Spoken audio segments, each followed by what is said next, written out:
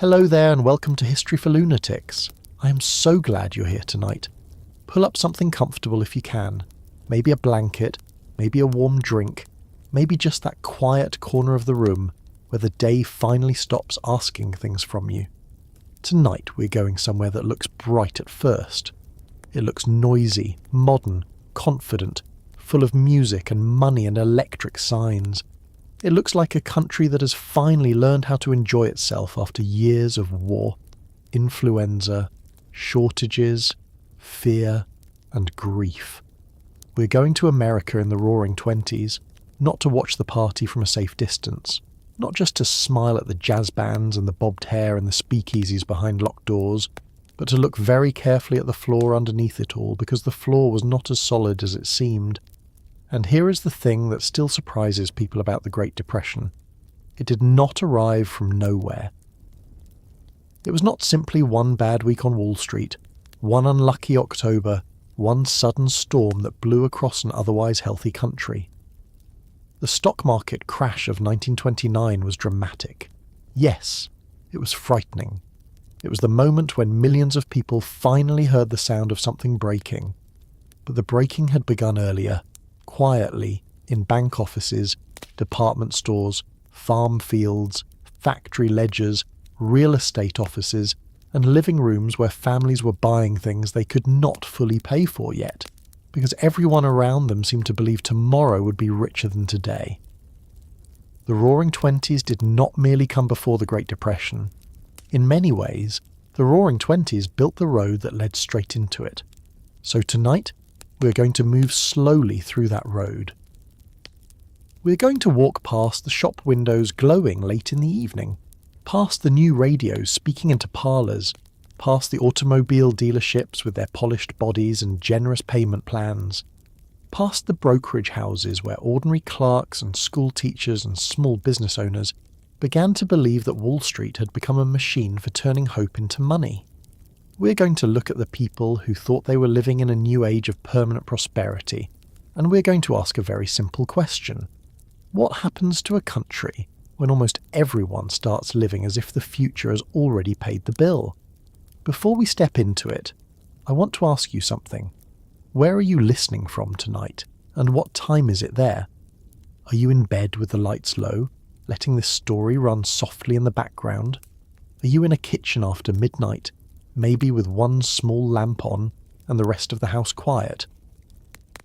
Are you listening from a city where the traffic is still moving outside the window, or from somewhere rural enough that the night actually feels like night? I ask because this story is, in a strange way, about rooms like yours. Not because you are living in 1928, of course, and not because your life is the same as theirs, but because the people who lived through the 1920s also sat in rooms at night surrounded by ordinary things that seemed to prove the world was improving.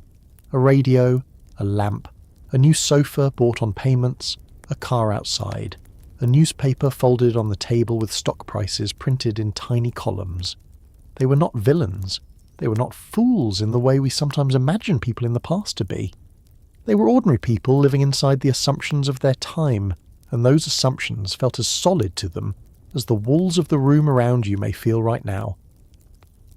And before we go further, if this kind of storytelling speaks to you, if you like history told slowly, with attention to the ordinary details that most textbooks hurry past, it would mean a great deal to me if you hit the subscribe button and give this video a like. You do not have to do it right this second. Do it when something in the story catches your attention. Do it when a detail makes you pause, or when you find yourself seeing a familiar piece of history from a different angle. And if you feel like it, tell me in the comments where you're listening from tonight. I genuinely love seeing all the different places these stories travel, because history feels a little less distant when you realise that someone is hearing it in a bedroom in Ohio, another person on a train in Germany, another person washing dishes in Australia, another person lying awake somewhere they cannot sleep. Now, settle in. Let the room quiet down a little if it can. Let us go back to the United States, not in the cold breadline years yet, not in the desperate winters of the early 1930s, but a few years earlier when the lights were still bright and the music was still playing. Picture an evening in 1928, not a famous evening, not a night in the White House, not a night in a banker's club, not a night at a champagne party on Fifth Avenue. Just a normal evening in a middle-class American home, perhaps in Cleveland or Chicago or Philadelphia, or one of the growing suburbs spreading outward from the cities like fresh pencil marks on a map. The family inside has finished supper.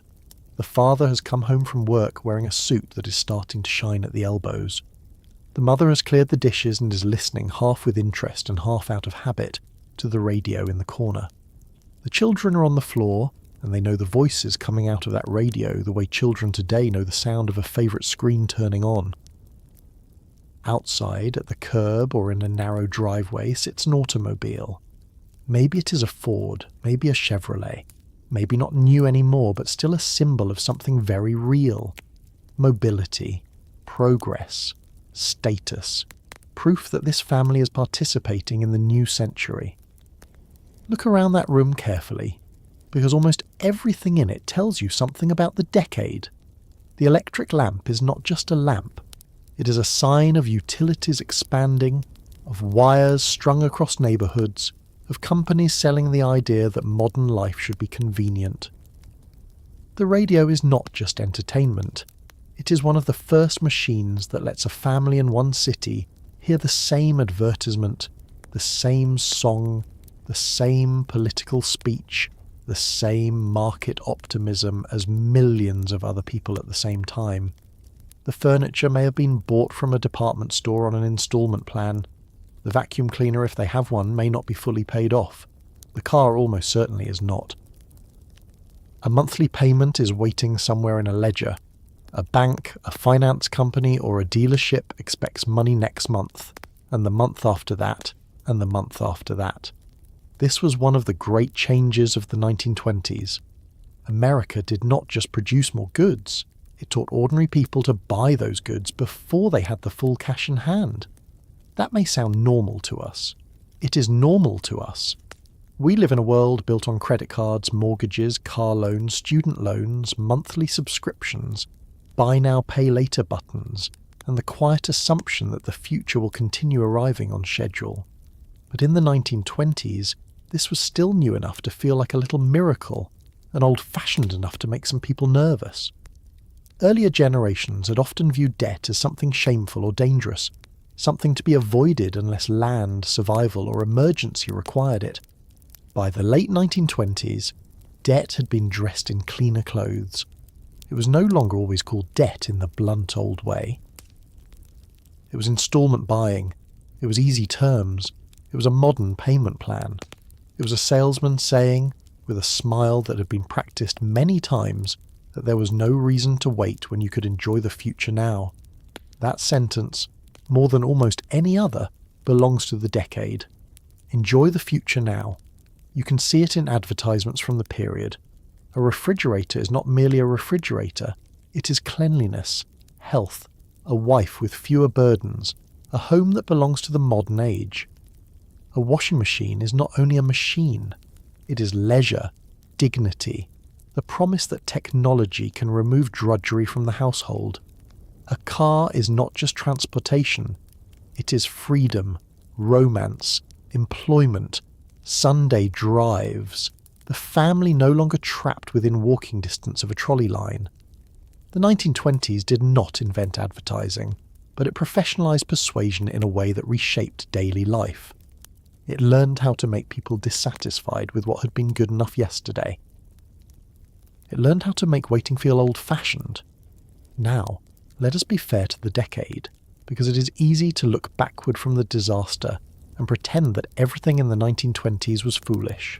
That is not true. There was real growth. There were real inventions. There were real gains in productivity. Factories became more efficient. Automobiles spread across the country at a speed that changed the shape of American life. Roads improved. Electricity reached more homes. Radio created a national culture in ways newspapers alone never could. Wages rose for some workers. Cities expanded. The United States emerged from the First World War as a creditor nation, with European countries owing money to American banks and American influence growing across the world. To millions of people, prosperity was not a rumour.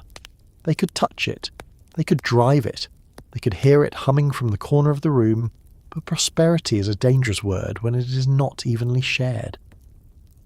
And this is where the story begins to darken, not suddenly, not with thunder, but with small differences that widened year by year.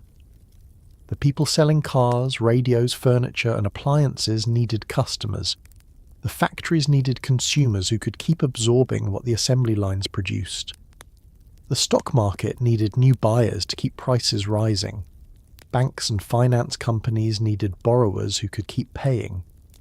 It all worked as long as motion continued, as long as confidence remained high, as long as wages, sales, prices, and expectations all kept moving in the same direction. The system did not require perfection. No system does. But it did require belief.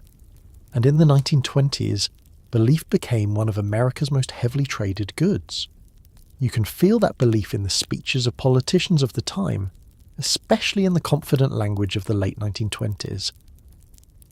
President Calvin Coolidge, who occupied the White House through much of the decade, became closely associated with the idea that business itself was the central business of America. He did not create the boom, but his administration reflected its values: low taxes, limited regulation, friendliness toward corporations, a trust that private enterprise would carry the country forward. When Herbert Hoover ran for president in 1928, he spoke about prosperity in terms that now sound painful because we know what was coming. He suggested that the nation was closer than ever to defeating poverty. He was not speaking as a comic villain. He was expressing a mainstream confidence held by many serious people. That is what makes the story unsettling.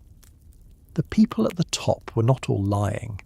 Many of them truly believed the machine had become too strong to fail. And yet outside the bright circle of the boom, other Americans were already living in a different country. Farmers had entered hard times long before the stock market crashed. During the First World War, American farmers expanded production to feed wartime demand, borrowing money for land, equipment, and improvements while prices were high. Then the war ended.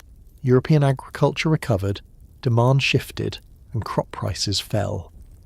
Many farmers spent the 1920s carrying debt against land that was losing value, producing food in a country that celebrated abundance while the people growing that food often struggled to stay afloat. Coal miners, textile workers, and many industrial labourers did not share equally in the decade's gains. Black Americans in the South faced poverty enforced not merely by markets, but by segregation, violence, and political exclusion. Immigrants and recent arrivals in crowded city neighbourhoods saw the new America advertised in store windows, while wages determined how close they could actually get to it. This is important to understand because the Great Depression did not strike a single, unified America. It struck a country already divided between those who'd been invited fully into the boom and those who'd been told to admire it from outside. When the crash came, the pain spread widely, but not everyone fell from the same height. Some lost investment portfolios, some lost homes, some lost farms that had already been in danger for years, some lost jobs that had never paid enough to build a cushion in the first place. The disaster looked sudden in the newspapers, but for many families the 1930s were not the beginning of hardship. They were the moment when private hardship became national fact. That is why we have to begin before the crash. We have to begin in the years when things seemed to work. We have to stand inside the stores where clerks explained payment plans to young couples. We have to sit in the back rooms where bankers extended credit because everyone else was extending credit. We have to look at the factory floors where production kept rising, and then follow the goods outward to see who could buy them and who could not. We have to listen to the radio advertisements telling families that modern life was available for a small payment down. We have to walk into brokerage offices where people bought stocks on margin, paying a fraction of the price and borrowing the rest. Because why not borrow if prices only went up? We have to pay attention to the way optimism can become a kind of pressure, how it can make caution look like stupidity, how it can make a person feel left behind simply because they are not taking the same risk everyone else seems to be taking. There is a human temptation here that has not disappeared. When neighbours are making money, when newspapers are printing stories of ordinary people getting rich, when a friend says he doubled his investment, when a salesman says the monthly payment is small, when a politician says prosperity is permanent, it becomes difficult to be the one person in the room saying wait. Waiting feels dull. Waiting feels timid. Waiting feels like refusing the age you were lucky enough to be born into. The Roaring Twenties understood that feeling very well. It sold speed, fast cars, fast profits, fast music, fast communication, fast credit, fast modern life. And for a while, the speed itself felt like proof that everything was fine. But speed can hide distance. A car moving too quickly down a dark road makes the ditch beside it harder to see. In the 1920s, the ditch was made of debt, unequal income, weak banking rules, overproduction, falling farm prices, stock speculation, and a global financial system still damaged by the First World War. None of these forces alone explains everything. History is rarely that simple. The Great Depression was not caused by one bad man, one bad law, one bad bank, or one bad day.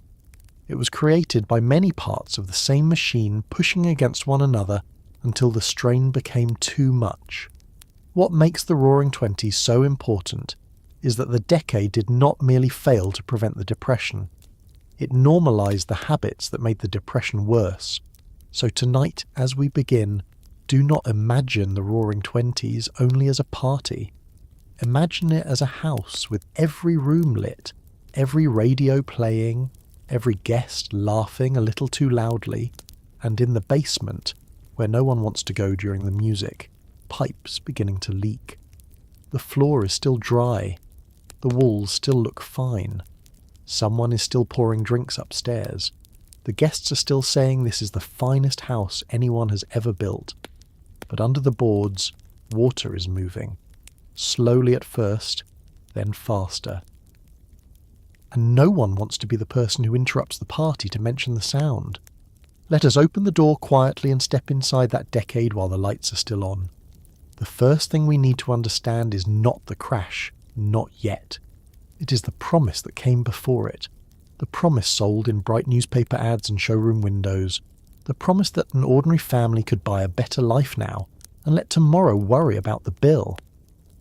To understand that promise, you have to begin with a small scene that played out thousands of times across the United States during the 1920s. A family walks into an automobile showroom. Not a rich family, not a family with servants or inherited money, just a household doing a little better than it did 10 years earlier, or at least believing that it is. The father has steady wages. The mother has seen the advertisements.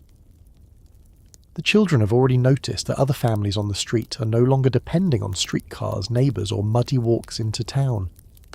They have seen cars parked outside churches on Sunday morning, cars carrying young couples to lakes and picnic grounds, cars lined up in front of movie theatres, cars in newspaper ads drawn with clean lines and cheerful people who never seem to be worrying about anything. And now this family is standing in front of one. The car smells new. That matters. It smells like leather, oil, paint, rubber, and the faint metallic scent of machinery that has not yet been made ordinary by use. The salesman knows exactly what that smell does to people. He does not begin with fear. He does not say debt. He does not say obligation. He says freedom. He says reliability. He says imagine not having to wait for the trolley. He says imagine visiting relatives without arranging the whole day around a train schedule. He says imagine your wife being able to shop when she needs to. Imagine the children seeing the countryside on Sunday. Imagine arriving at work dry instead of soaked through by rain. He may not say all of this in one speech, but the whole room says it for him. The polished hood says it. The wide tyres say it. The advertisement framed on the wall says it. The new American decade has found one of its most powerful messages, and it is very simple. A better life is waiting. You do not have to wait until you can pay for all of it. That was the real change. The car itself was remarkable, of course, but the payment plan was just as important. By the middle and late 1920s, a household did not need to arrive with the full price in cash. A buyer could pay a portion down and promise to pay the rest over time. General Motors helped normalize this system through its financing arm, founded in 1919, and other automobile companies and finance agencies followed the same basic logic. Ford had made the automobile cheaper through mass production, especially with the Model T, but General Motors and its competitors learned how to make car buying feel flexible, stylish, and attainable. They offered models that changed year by year. They offered colour, comfort, and status. They understood that once a car became more than a machine, once it became a statement about the kind of person you were becoming, people would stretch themselves to have one. This is one of the places where the story of the Roaring Twenties becomes more complicated than a simple warning about greed. Many people bought cars because cars genuinely improved their lives. A farm family with a reliable automobile could reach a doctor faster. A salesman could cover more territory. A worker could take a job farther from home. A young couple could live outside the crowded centre of a city and still remain connected to work, shops, and relatives. The automobile opened space. It altered courtship, shopping, leisure, policing, road building, and the rhythm of weekends. It created demand for oil, glass, steel, rubber, paint, road construction, repair shops, gas stations, motels, diners, maps, insurance, and traffic laws. A single car rolling out of a factory carried half a dozen industries along with it. So when Americans looked at the automobile boom, they were not imagining prosperity. They were seeing it. In 1900, cars had been unusual objects. By the end of the 1920s, they were everywhere in American life. Production soared. Roads that had been rutted and unreliable were improved because cars required better surfaces. Small towns changed as gas pumps appeared and storefronts adjusted to customers who could come from miles away. The old distance between city and countryside shrank. A person could live in one place, work in another, shop in a third, and spend Sunday in a fourth. That kind of mobility changed how people thought about time itself. Places that had once been too far for an ordinary errand became reachable. The map of daily life stretched outward, but every expansion creates its own appetite. The automobile industry did not merely satisfy demand, it had to keep creating it. Once millions of families owned a car, companies needed them to want a newer car, a better car, a different car. This was where the 1920s became very skilled at turning usefulness into desire. The Model T had been sold for durability and price. General Motors, under Alfred Sloan, helped push a different idea, a ladder of models and prices that could carry a buyer upward from Chevrolet to Pontiac, Oldsmobile, Buick, and Cadillac. The message was not only that you needed transportation, it was that your car could measure your progress through life. A man could look at his driveway and see whether he was rising. This mattered because the decade's consumer economy depended on repetition. It was not enough for families to buy one radio and then stop. It was not enough to buy one car and drive it until it fell apart. It was not enough to own furniture if a department store could persuade you that your parlour looked old-fashioned. Mass production could turn out goods in enormous numbers, but those goods had to keep moving out of warehouses and into homes. Workers in factories produced more efficiently than before, which lowered costs and raised output. But if wages did not rise fast enough across the whole population, there was a limit to how much people could buy with cash. Credit helped solve that problem for a while. It did not remove the limit, it pushed the limit forward. That distinction is everything. Credit can be useful. A loan can help a family buy a home, a farmer buy equipment, a worker buy a car that makes better employment possible. But consumer credit in the 1920s also allowed businesses to treat future income as if it were already available for present spending. A family buying a washing machine on installments was not only making a household decision, It was handing part of next month's wages, and the month after that and the month after that to the company that had already booked the sale. The store got the customer today. The factory kept producing. The finance company collected interest. Everyone involved had a reason to call it progress. The monthly payment became one of the quiet background sounds of the decade. Not literally, of course. It did not tick like a clock. But it was there, waiting. It waited behind the radio programs and Sunday drives. It waited under the kitchen table when the bills were sorted. It waited in the drawer where the purchase contract had been folded and saved. Installment buying made expensive goods feel reachable because it broke one large number into smaller numbers. That is psychologically powerful. A car that cost hundreds of dollars could feel impossible. A monthly payment could feel manageable, at least when work was steady, hours were full, and confidence remained high. Retailers understood this very well. Department stores had already become important institutions in American cities before the 1920s, but the new decade gave them a stronger set of tools. A store was not just a place to buy fabric, shoes, or cookware. It was a theatre of modern life. Window displays showed people who looked composed, attractive, and current. Advertisements told women that appliances could make them better housekeepers while freeing them from the worst forms of labour. Men were told that a car, a suit, a radio, or a watch could reflect competence and success. Children were drawn into the consumer world through toys, magazines, candy, and the growing awareness that other families owned things their family did not. Here is something worth sitting with for a moment. In earlier rural communities, comparison had limits. You knew what your neighbours owned because you saw it, but the circle was relatively small. In the 1920s, radio, national advertising, movies, catalogues, and magazines expanded the circle of comparison across the country. A farm woman in Iowa could see an advertisement for a kitchen that looked nothing like her own. A clerk in St. Louis could read about lifestyles in New York. A teenager in a small town could watch a film star on a screen and come home with a new idea of how a young person should dress, talk, dance, or desire. The modern consumer economy did not only sell objects, it sold comparison at a national scale. This is why the promises were so easy to believe. They were not presented as wild speculation. They were presented as ordinary improvement. A cleaner kitchen, a faster trip, a brighter room, a family gathered around a radio instead of sitting in silence. A young man who could take a young woman for a drive without borrowing a horse or waiting for a train. These were practical benefits, wrapped in emotional language. That combination is hard to resist.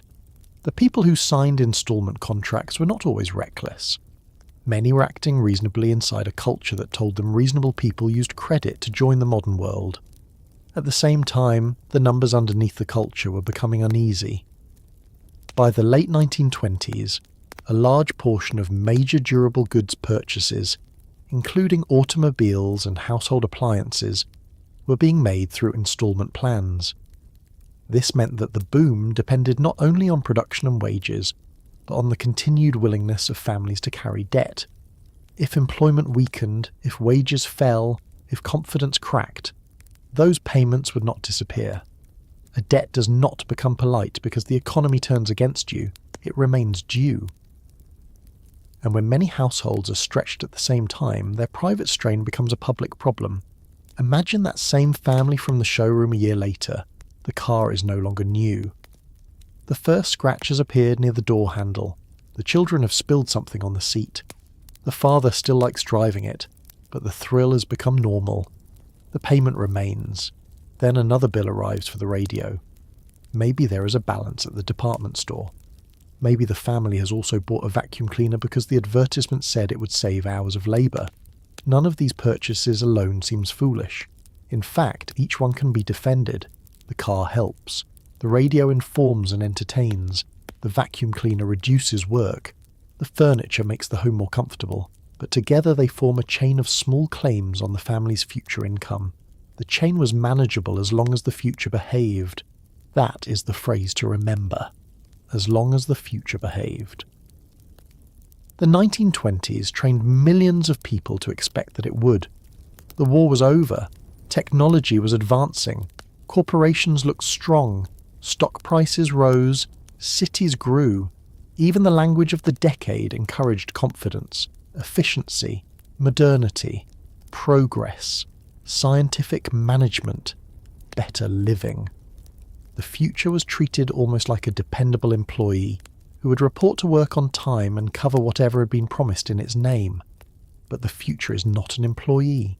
It cannot be scheduled. And when a society borrows too heavily from it, the present begins to look richer than it really is. This was not only true in households. Businesses did it too. Investors did it. Real estate speculators did it. Banks did it. This same habit appeared in different forms across the economy. Assume prices will rise. Assume demand will continue. Assume credit will remain available. Assume tomorrow will be larger than today. The car buyer and the stock speculator were not doing the same thing exactly, but they were breathing the same air. You can see that air very clearly in the Florida land boom of the mid-1920s. Before Wall Street's great crash, Florida had its own fever.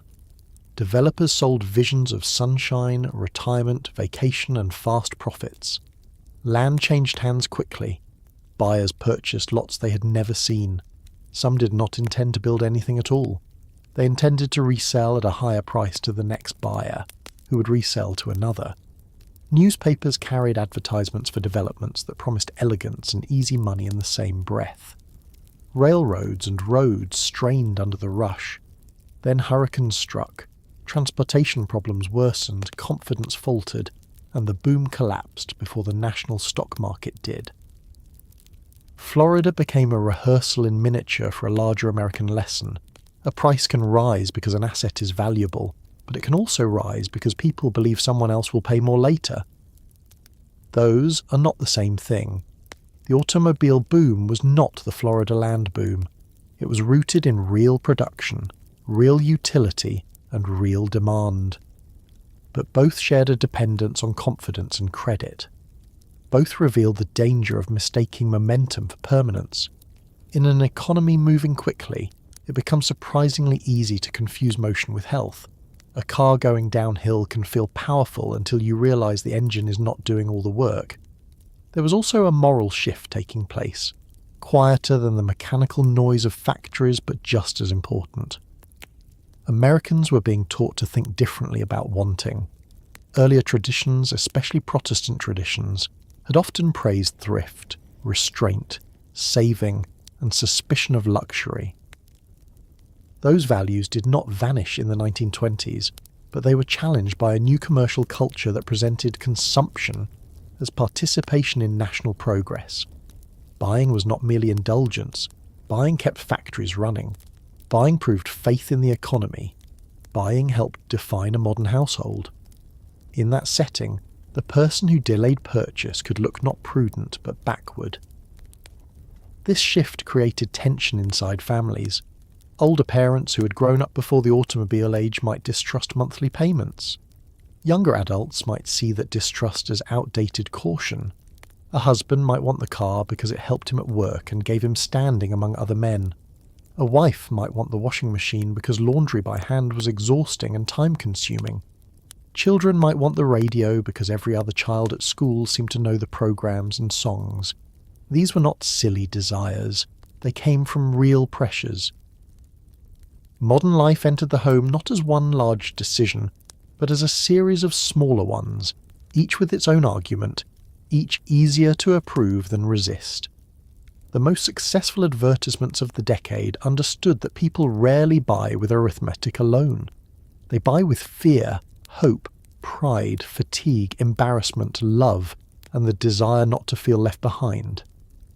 An advertisement for an appliance could speak to a woman's exhaustion, while also suggesting that a modern wife should be efficient and cheerful. A car advertisement could speak to a man's ambition, while implying that an old car made him look less successful.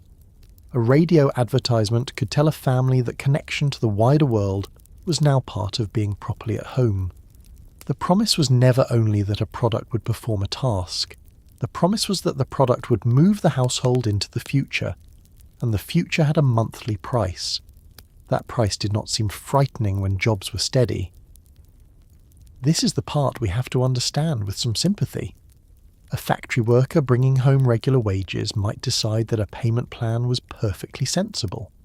A shopkeeper might extend credit to customers because sales were good and competition was fierce. A bank might support finance companies because the country appeared to be expanding. A corporation might increase production because the previous year had rewarded expansion. None of these decisions had to feel extreme. The danger was not always in one reckless leap. Sometimes it was in thousands of modest steps taken in the same direction. By the late 1920s, saturation began to matter. Not every family who wanted a car could afford one, and many families who could afford one already had one.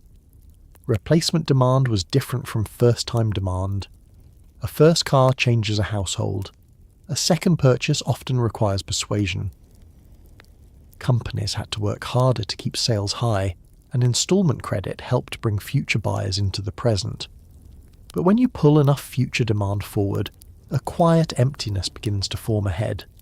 Goods that might have been bought next year have already been purchased this year. Wages that might have supported fresh spending are already committed to old payments. The economy still looks busy, but part of that busyness is borrowed. This is one of those details that sounds technical until you picture it in a kitchen. A woman sits at a table with bills in front of her. She's not thinking in national economic terms. She's thinking about whether the grocery money can stretch, whether the children need shoes, whether the department store payment can wait a few days, whether her husband's hours will stay the same. She may be grateful for the washing machine. She may be proud of the radio. She may love the car, but the payments have made the household less flexible. A small drop in income now matters more than it would have before. A missed week of work can unsettle everything. The same was true across the country in larger forms. A business with debt is less flexible when sales slow. A bank with too many weak loans is less flexible when depositors become nervous. A farmer with a mortgage is less flexible when crop prices fall. A stock investor buying with borrowed money is less flexible when prices turn downward. The 1920s tied more and more of American life to promises of continued income and continued confidence. That made the good years look stronger. It also made the bad years more dangerous. There is something almost ordinary about how this happened, and that is what makes it worth lingering over. No one needed to announce that the country was building a more fragile economy. There was no single evening when a banker stood up and said, "We have decided to make prosperity depend on debt." It happened through habits, salesmen offering terms, families accepting them, companies expanding finance departments, advertisers refining their language, politicians praising business confidence, newspapers celebrating new fortunes, neighbours comparing purchases. Each piece made sense by itself. Together, they taught a nation to live closer to the edge while feeling farther from danger. Return one last time to the family with the car. It is Saturday afternoon now. They're driving beyond the edge of town. The children are excited. The mother has packed food. The father enjoys the feel of the road, even if the road is not as smooth as the advertisements implied. They pass filling stations, billboards, new houses, construction sites, signs for subdivisions, signs for tyres, signs for soft drinks, signs for radios, signs for motor oil. The country appears to be building itself in real time. A person could be forgiven for thinking this was not a temporary boom, but the natural direction of history. More roads, more cars, more homes, more goods, more credit, more tomorrow. That is the world the Roaring Twenties created so successfully that millions of people mistook its promises for facts. The car did move, the radio did speak, the washing machine did run, the store did extend credit, the bank did approve the loan, the market did rise. For a while, everything answered yes. And when a society hears yes often enough, caution begins to sound like a language from another century. The bright new world of credit and cars did not cause the Great Depression by itself. It did something more subtle. It changed what Americans expected from prosperity. It made expansion feel normal. It made debt feel modern. It made waiting feel unnecessary. It taught families, businesses, and investors to measure the present by what they believed the future would provide. Once that habit settled into daily life, it did not stay inside showrooms and department stores. It moved into brokerage offices, newspaper columns, private clubs, lunch counters, barber shops, and living rooms, where people who had never thought of themselves as financiers began watching stock prices as if they were weather reports for the American future. Away from the ticker tape, away from the brokerage offices and the men leaning over stock quotations as if they were reading the future itself, there was another sound in the 1920s that mattered just as much. It was not as dramatic as a crowd outside the New York Stock Exchange. It did not make the same headlines. It did not produce those photographs of anxious faces pressed together in the street. It was steadier than that. It was the sound of machinery, the belt moving, the press stamping, the drill cutting, the assembly line advancing one measured step at a time. America in the 1920s learned how to make things in quantities earlier generations would have found difficult to imagine, and for a while, that ability looked like proof that prosperity had become permanent. Walk into an automobile plant during the decade and the first thing you would notice is not one car being built. It is the system. Parts arrive from different areas at the right time. Workers repeat specialized tasks with speed and accuracy. A frame moves forward, a wheel is attached, a body is lowered, bolts are tightened, paint dries, engines meet chassis. Each worker does a narrow piece of the whole, and because each piece has been studied, timed, simplified and repeated, the finished product emerges faster and cheaper than it could have in an older workshop. The factory is not merely a building, it is an argument about time. It says that if every motion is controlled, if every delay is removed, if every worker and machine is placed in the right order, the country can produce abundance almost as a routine. That argument was not entirely wrong. The productivity gains of the 1920s were real. American factories became more efficient, machines improved, management methods became more systematic, electricity made manufacturing more flexible, because factories no longer had to arrange every machine around a single central power source driven by belts and shafts. Electric motors allowed machines to be placed where they made sense in the flow of production. This may sound like a small technical change, but inside a factory it mattered enormously. It meant space could be organised differently, work could move differently, production could rise. To a business owner, it looked like the future had finally entered the building and taken off its coat. The automobile industry showed the pattern most clearly, but it was not alone. Radios, refrigerators, washing machines, vacuum cleaners, telephones, processed foods, clothing, shoes, furniture, and building materials all moved through a changing industrial world. Companies studied how to produce more at lower cost. They used advertising to create demand. They extended credit to reach customers who could not pay in cash. They built distribution networks, used national brands, and fought for shelf space and household attention.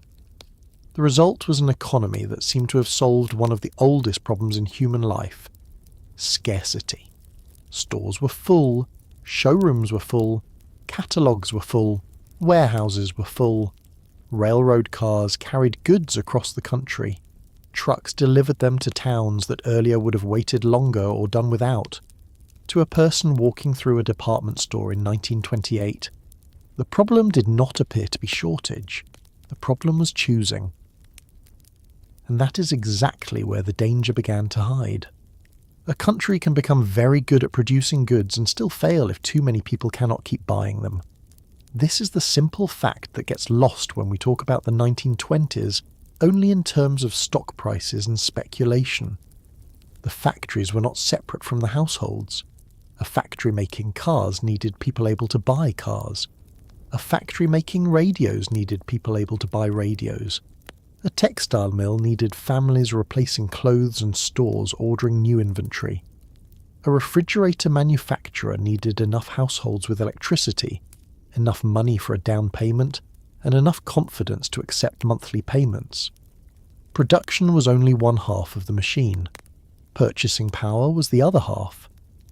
In the late 1920s, those two halves were beginning to pull apart. Here is the detail that matters. Workers were producing more, but wages for many workers did not rise at the same speed as output and corporate profits. Some skilled workers and some industrial employees did better than before, and it would be wrong to pretend the decade brought no improvement, but the gains were uneven. A large share of the new wealth flowed upward to business owners, executives and investors. When productivity rises faster than ordinary income, factories can make more goods than ordinary people can afford to buy with wages alone. Credit can cover the gap for a time. Advertising can make desire stronger. Installment plans can move purchases forward. But none of those things change the basic problem. If the people expected to buy the goods do not have enough income, the goods begin to pile up. You can picture this not as an economic chart, but as a storeroom. At first it is orderly, crates stacked neatly, finished products waiting to be shipped. The manager is not worried because orders have been strong and last year was good.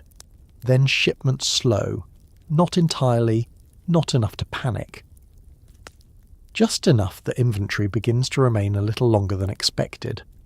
A few more crates are stacked along the wall. The warehouse clerk notices before the executives do. The shipping department notices that certain orders are smaller. Salesmen return with explanations. Customers are waiting. Dealers are carrying too much stock. Families are postponing purchases. Credit is still available, but some buyers are already paying on the things they bought last year.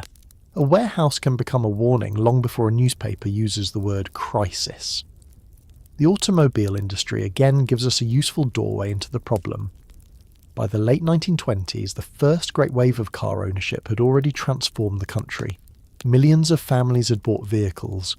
That was a triumph for manufacturers, but it created a new difficulty.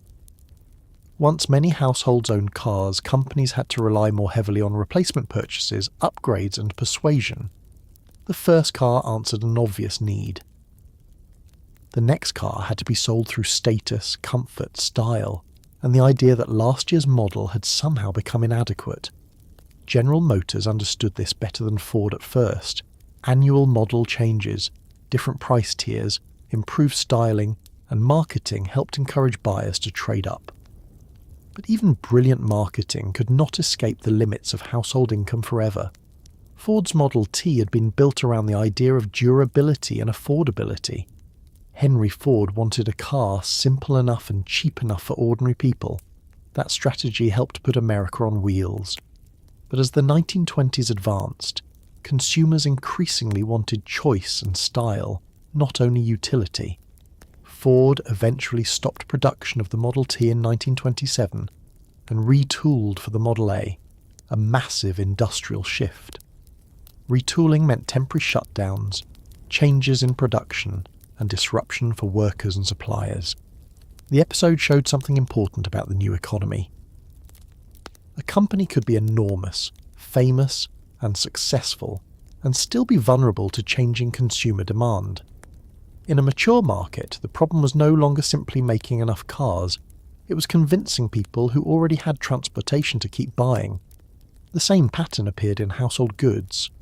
A family that bought its first radio entered the modern world of broadcasting. That purchase was exciting. But after the first wave of sales, radio companies had to keep selling improved models, better cabinets, clearer sound, more tubes, more elegance. A washing machine could reduce labour, but how many washing machines could one household use? A refrigerator was valuable, but once purchased it was not replaced every month. Durable goods are called durable for a reason. They last. This made the 1920s boom different from a market in food or fuel, where people must return again and again. Cars and appliances produced large bursts of demand, followed by slower replacement cycles. If production capacity had been built for the burst, the slower cycle could become a problem. That problem was not always obvious from the outside because the stores still looked full in a cheerful way. Abundance can disguise weakness until the moment it becomes excess. A showroom filled with cars can look prosperous when buyers are coming through the doors. The same showroom can look very different when the cars remain in place, and the salesman has to explain why last month's numbers were disappointing.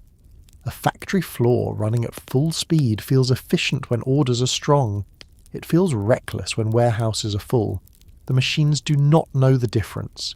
They keep making what they have been set up to make until a manager says slow down, cut hours, cancel shifts, lay off workers. Those words matter because overproduction does not stay inside warehouses. It moves into pay envelopes. When goods do not sell, companies reduce production. When production is reduced, workers lose hours or jobs. When workers lose income, they buy fewer goods. When they buy fewer goods, inventories grow further. Then more companies cut production. This downward circle is one of the most frightening mechanics of an industrial economy. It turns a sales problem into an employment problem, and then turns the employment problem back into a sales problem.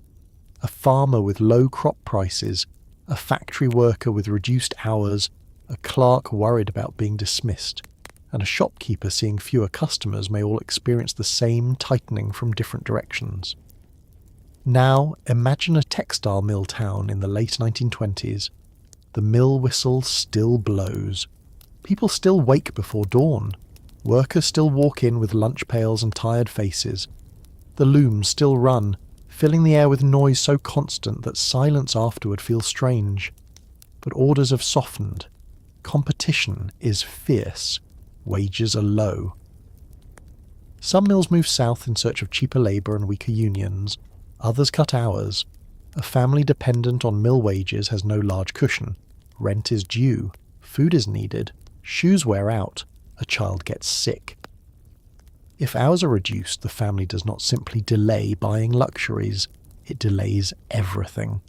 The national story of overproduction lands in that kitchen as a question of whether the coal bin can be filled. This is why the bright language of the 1920s can be misleading.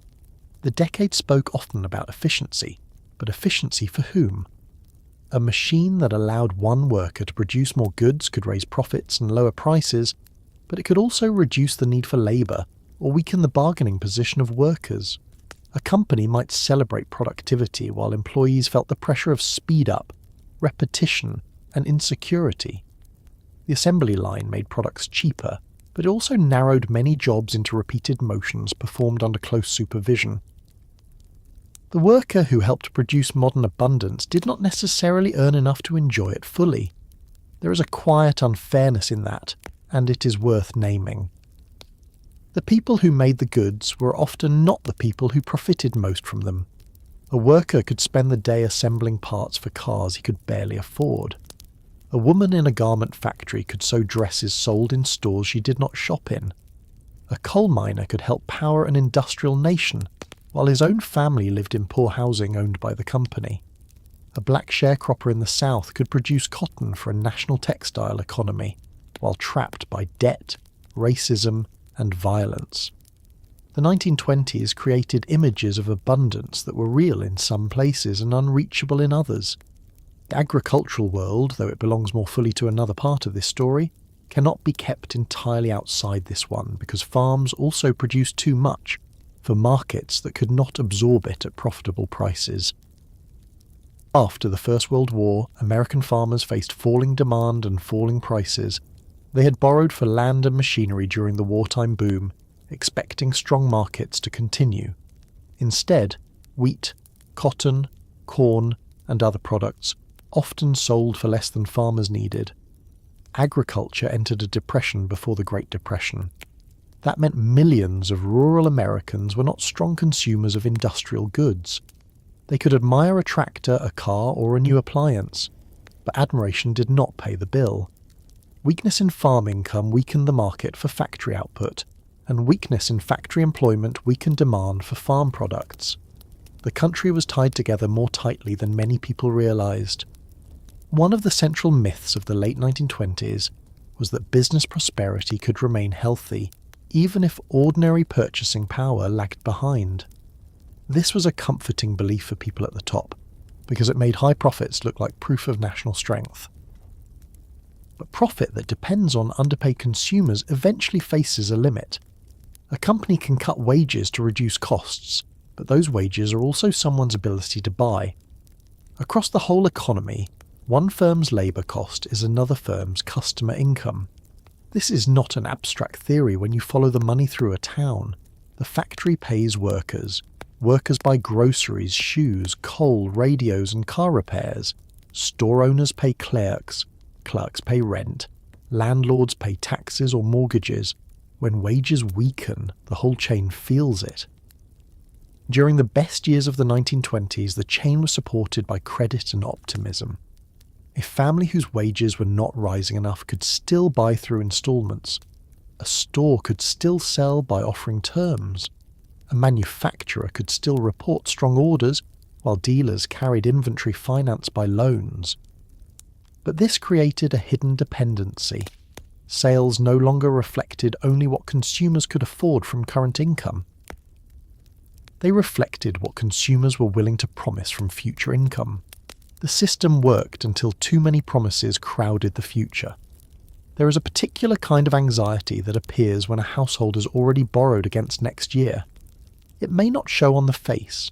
The family may still go to the movies. The radio may still play. The car may still sit proudly outside.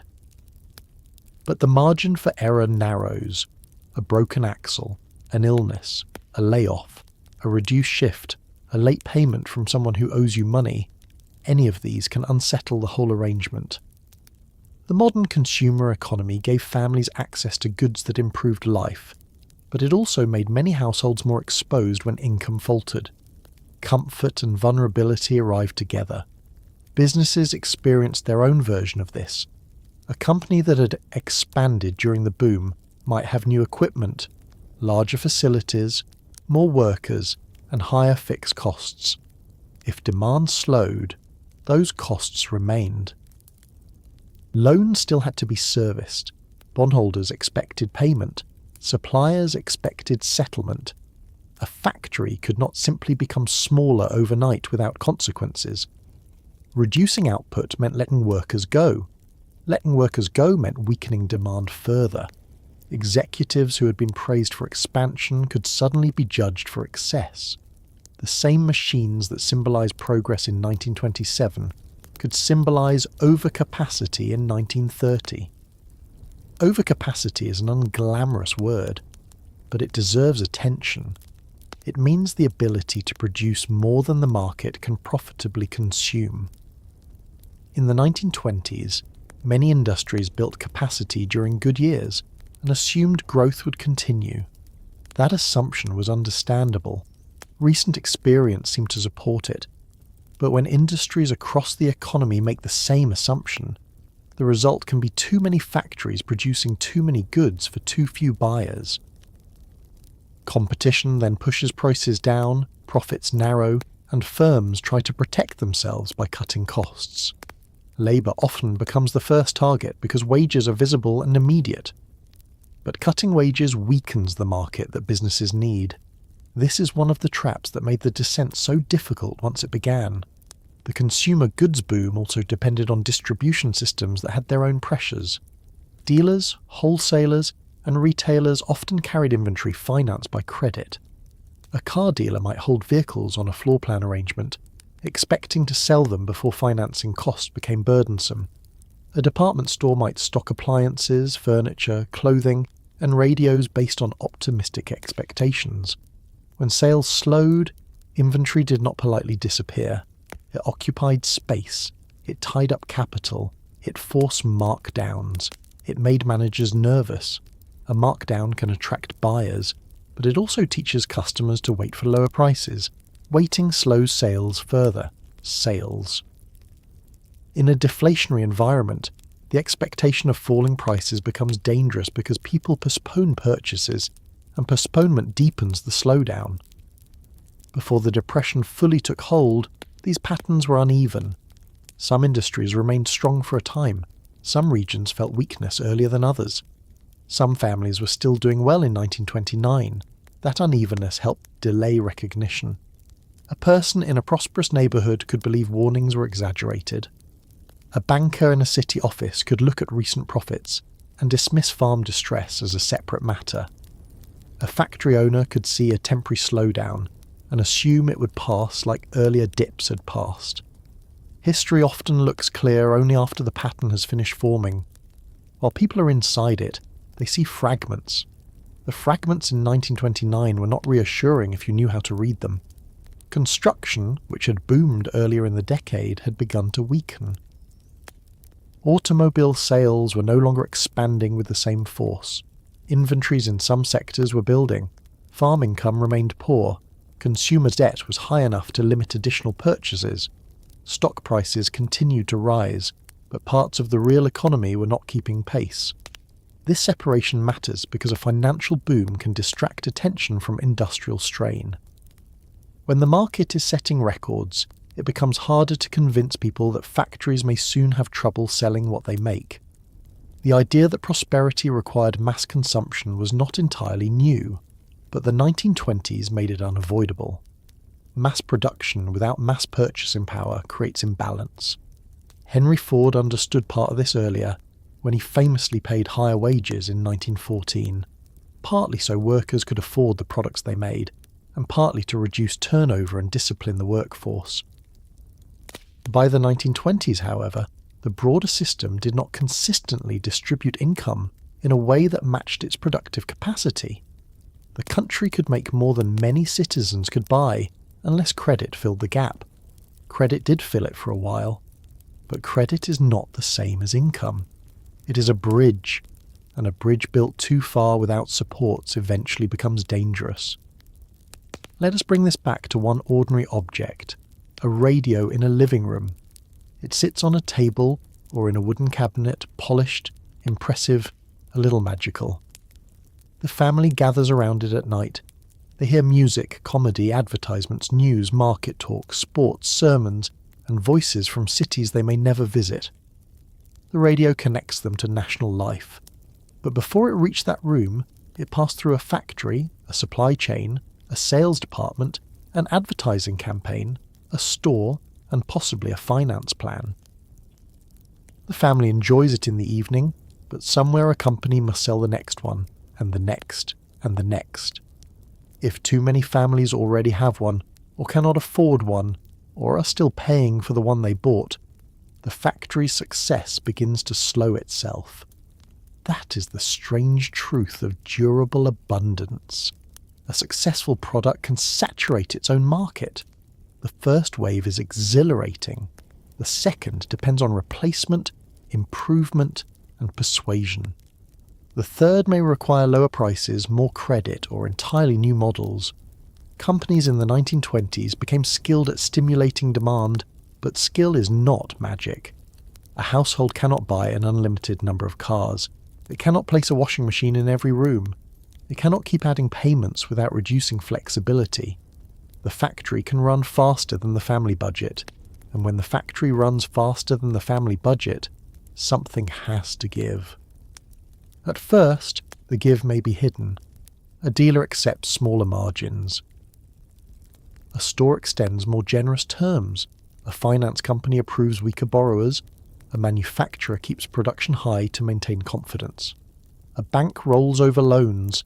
A family delays one payment to make another. These small adjustments can make weakness look manageable. They can also postpone recognition until the problem is larger. By the time the stock market began to break, the industrial economy was already carrying these strains. The crash would damage confidence, destroy paper wealth, and tighten credit. But it landed on a structure that was not as strong as it looked. Factories had been celebrated for their output, and rightly so in many ways. The ability to produce useful goods at lower cost was one of the genuine achievements of the age. But production alone cannot keep a country prosperous. Goods must be bought by people with money, not just desire. Workers must earn enough to be consumers, not only producers. Farmers must have income, not only crops. Families must have room in their budgets, not only optimism. In the late 1920s, America had showrooms full of cars, stores full of appliances, factories full of capacity, warehouses full of inventory, and newspapers full of confidence. What it did not have, not enough of it, and not evenly enough, was the purchasing power to sustain all the promises that had been made. That gap did not appear all at once. It widened quietly, behind the bright windows, behind the advertisements, behind the hum of machines that seemed to be proving the country's strength with every finished product that rolled off the line. The machines kept moving until orders told them not to. Then shifts shortened. Then men who had built the goods could not buy them. Then families that had borrowed during confidence faced payments during fear. Then stores that had expected customers saw people walk more slowly past the windows. And once that began, the problem was no longer only that factories had made too much. The problem was that too many Americans had been living in an economy that treated production as proof of prosperity, while forgetting that a full warehouse is not wealth until someone can afford what is inside. To see who was missing from the bright picture, you have to leave the showroom and the department store and travel outward, past the paved streets and the electric signs, into places where the 1920s sounded very different. The radios were still there in some homes, but not all. The automobiles passed on the roads, but many people watched them more than they drove them. Newspaper advertisements still promised modern comfort, easy payments, and a better life within reach. But reach is an important word. Something can be visible and still too far away to touch. For millions of Americans, the Roaring Twenties were not a party they attended. They were a party they heard through the walls. This matters because the Great Depression did not fall on a country where everyone had been equally prosperous. It fell on a country where weakness had already been present for years, hidden partly by the noise of the boom. When people later remembered the 1920s as time of jazz, speed, Wall Street profits, and consumer abundance, they were remembering one part of the country and mistaking it for the whole. There were Americans whose lives had genuinely improved. There were Americans who bought cars, appliances, radios, new clothes, and shares of stock. But there were also farmers carrying debts from a war that had ended a decade earlier, miners in company towns watching demand for coal shift, textile workers facing low wages and hard conditions, black families in the South trapped by segregation and agricultural poverty, Mexican and Mexican-American labourers doing difficult seasonal work with little protection, immigrants in city neighbourhoods competing for unstable jobs, and women whose labour held households together without being counted in the language of prosperity. The first place to stop is the farm, because the farm tells you something essential about how early the trouble began. During the First World War, American farmers had been encouraged to produce more. Europe needed food. Prices were high. Wheat, corn, cotton, hogs, and other products seemed to promise good returns. Farmers borrowed money to buy land, tractors, equipment, seed, and animals. They expanded acreage. They believed, as people often do during good prices, that the good prices explained the future. Then the war ended. European farms gradually returned to production. Demand shifted. Prices fell. The debts remained. That last sentence could describe a great deal of rural American life in the 1920s. Prices fell. The debts remained. A farmer who had borrowed against land at wartime values now had to repay with income from crops selling at lower prices. If he had purchased equipment, the payment did not shrink because wheat had fallen. If he had a mortgage, the bank did not say the world had changed, so never mind. The farm family had to make up the difference with longer hours, fewer purchases, deferred repairs, and hope that next season would be better. Hope is not a small thing on a farm. It is built into the work. You plant before you know. You feed animals through winter before you know. You borrow sometimes before you know. But hope becomes punishing when the market stays against you year after year. Imagine a wheat farmer on the Great Plains in the mid-1920s. He wakes before dawn and steps outside into air that is cold enough to make him hurry, but not cold enough to stop work. The house is plain. The barn needs attention. The machinery is useful but expensive. the family has learned to make do in ways that do not appear in advertisements. His wife keeps accounts in her head, and sometimes on paper, depending on the household. She knows what can be bought at the general store and what must wait. The children know when the adults are worried because farm worry changes the sound of a house. It makes conversations shorter. It makes repairs last longer than they should. It makes a person look at the sky with a kind of seriousness city people sometimes mistake for simplicity. The farmer produces food, but production does not guarantee security. This is one of the hard lessons of the 1920s. Farmers could work honestly, skillfully, relentlessly, and still be pushed toward ruin by prices beyond their control. If too many farmers planted the same crops, the abundance could lower prices further.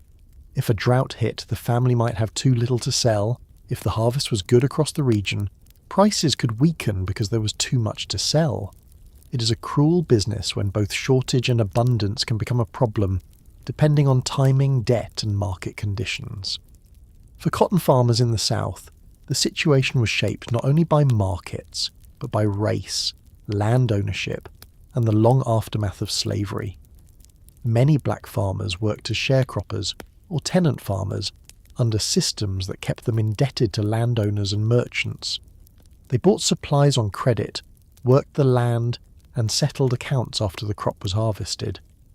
But the accounts were often controlled by the people to whom they owed money.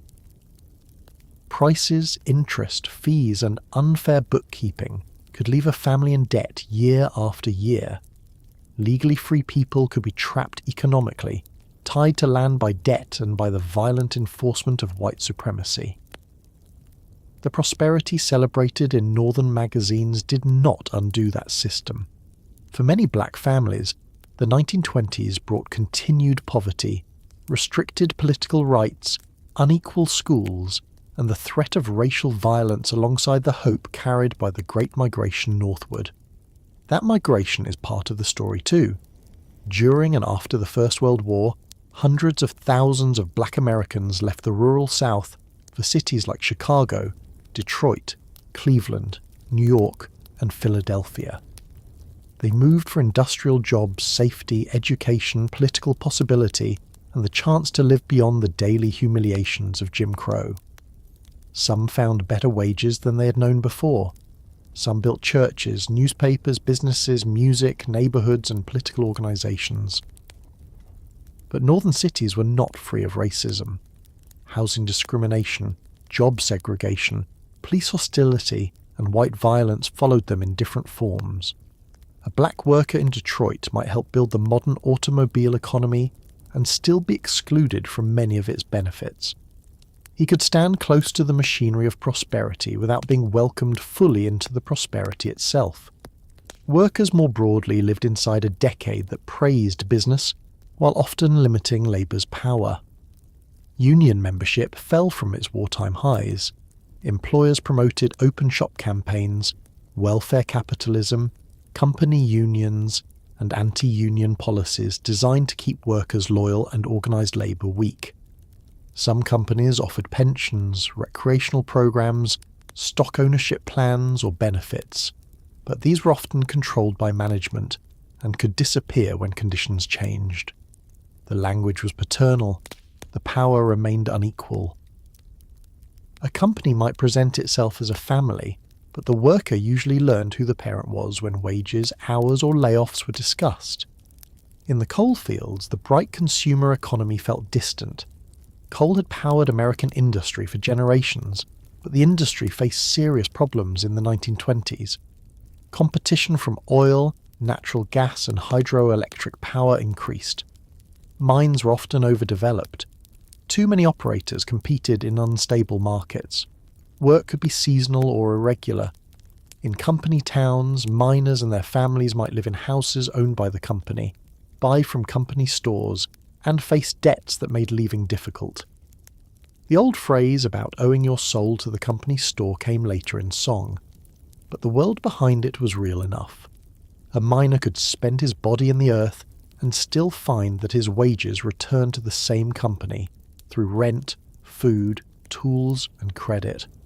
Picture a coal town at dusk. The houses stand close together. Laundry hangs near porches. Coal dust travels into clothing, hair, lungs and tablecloths. Men come home tired in a way that is not easily romanticised. Their bodies carry the mine with them.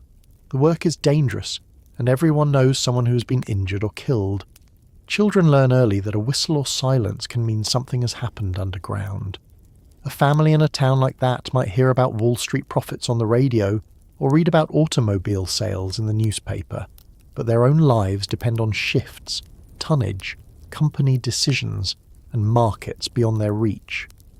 The boom is not entirely absent. It arrives as rumour, advertisement, or the occasional purchased good. But it does not become a cushion.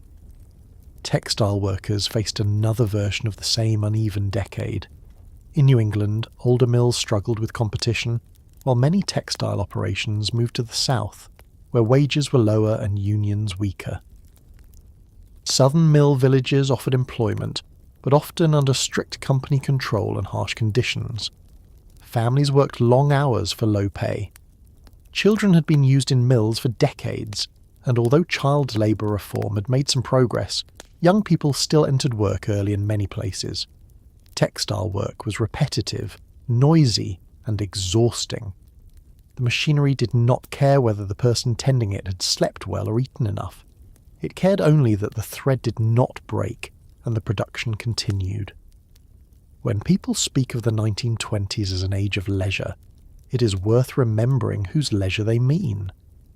The same decade that produced dance halls, movie palaces, golf clubs, road trips, and radio entertainment also contained households where leisure was scarce. A factory worker might have Saturday afternoon or Sunday, but only if hours allowed. A farmwife's work did not stop because the decade had learned to advertise washing machines. If she did not own one, laundry remained heavy labour. If she did own one on credit, the payment became another demand on the household. Domestic technology could reduce work for some women, but many families were too poor, too rural, or not electrified enough to benefit fully. A promise printed in a magazine did not wash clothes by itself. Immigrant workers in cities added still more complexity to the picture. The 1920s were years of restriction and suspicion. Immigration laws sharply limited arrivals from parts of Europe and excluded many people through quotas shaped by prejudice. Those already in the United States often lived in crowded neighbourhoods where work was available but insecure. Some found upward mobility. Others moved between jobs in garment shops, construction, food processing, domestic service, street trades, and small factories. They might be praised as part of America's labour force while also treated as foreign, suspect, or undesirable. Prosperity invited their labour but not always their belonging. Mexican and Mexican-American workers were especially important in agriculture, railroads, mining, and seasonal labour across the Southwest and beyond.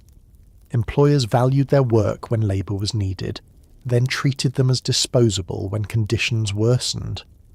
Many lived with low wages, poor housing, and discrimination. During the Depression, this vulnerability would become even more severe as repatriation campaigns forced or pressured many people of Mexican descent, including US citizens, to leave. But the roots of that insecurity were already present in the 1920s. They were part of the economy structure, not a sudden invention of hard times. One of the most useful ways to understand the decade is to ask who had a cushion. A cushion might mean savings, land owned free of debt, a secure job, access to credit on fair terms, family wealth, political influence, or simply the ability to survive a few bad months without losing everything. The boom years gave some Americans cushions. They gave others obligations. A stock investor might have paper gains. A businessman might have profits. A worker might have a car payment. A farmer might have a mortgage. A tenant might have rent due and no savings. When the downturn came, the difference between those positions mattered enormously. A country can look prosperous in the aggregate while many of its people live with no margin for error. That was the America of the late 1920s. National income could rise while farm income suffered. Corporate profits could grow while wages lagged. Stock prices could climb while miners lost shifts. Department stores could display appliances while rural families lacked electricity.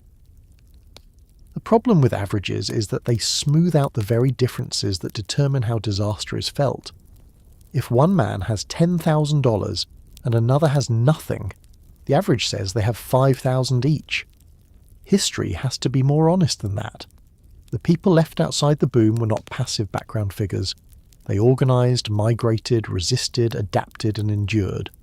Farmers supported political movements demanding relief, price supports, cooperative marketing, or changes to credit. Workers struck when conditions became intolerable, though the 1920s were often difficult years for unions. Black communities built institutions that sustained cultural and political life under pressure. Women stretched household budgets with a skill that rarely appears in economic statistics. Families took in boarders, planted gardens, repaired clothing, delayed medical care, pooled wages, and sent older children to work. These choices were not glamorous. They were survival strategies. Here is something that can be easy to miss. The people outside the boom were still inside the economy. They were not separate from it. Their weak purchasing power reduced demand for goods. Their debts affected banks and merchants. Their low wages supported profits for some businesses but limited the customer base for others. Their migration reshaped cities. Their exclusion helped create the illusion of prosperity by keeping costs low for people higher up the chain. The boom did not merely overlook them. In some cases it depended on them being paid little, charged more, or denied power. That is uncomfortable, but it is necessary to say. Prosperity is not only measured by what a society produces, it is measured by who can live decently from the production. The 1920s produced a great deal. They produced cars, radios, appliances, skyscrapers, advertisements, films, fortunes, and confidence. They also produced and paid strain. Strain in farm mortgages, strain in company towns, strain in overcrowded city apartments, strain in households where women made one paycheck cover too many needs, strain in communities barred from fair lending, fair wages, fair schools, fair courts, or fair treatment. When a structure is under strain, the visible surfaces may remain attractive for some time. The damage is often carried by the people least able to make others look at it. Consider a farm wife in 1927 reading an advertisement for an electric refrigerator. The ad shows a clean kitchen, a smiling woman, neatly arranged food, health, modernity, and ease. But her house may not have reliable electricity. Her family may not have the money. The cream check may be smaller than expected. The bank may be pressing for payment. The children need clothes. The road to town is difficult after rain.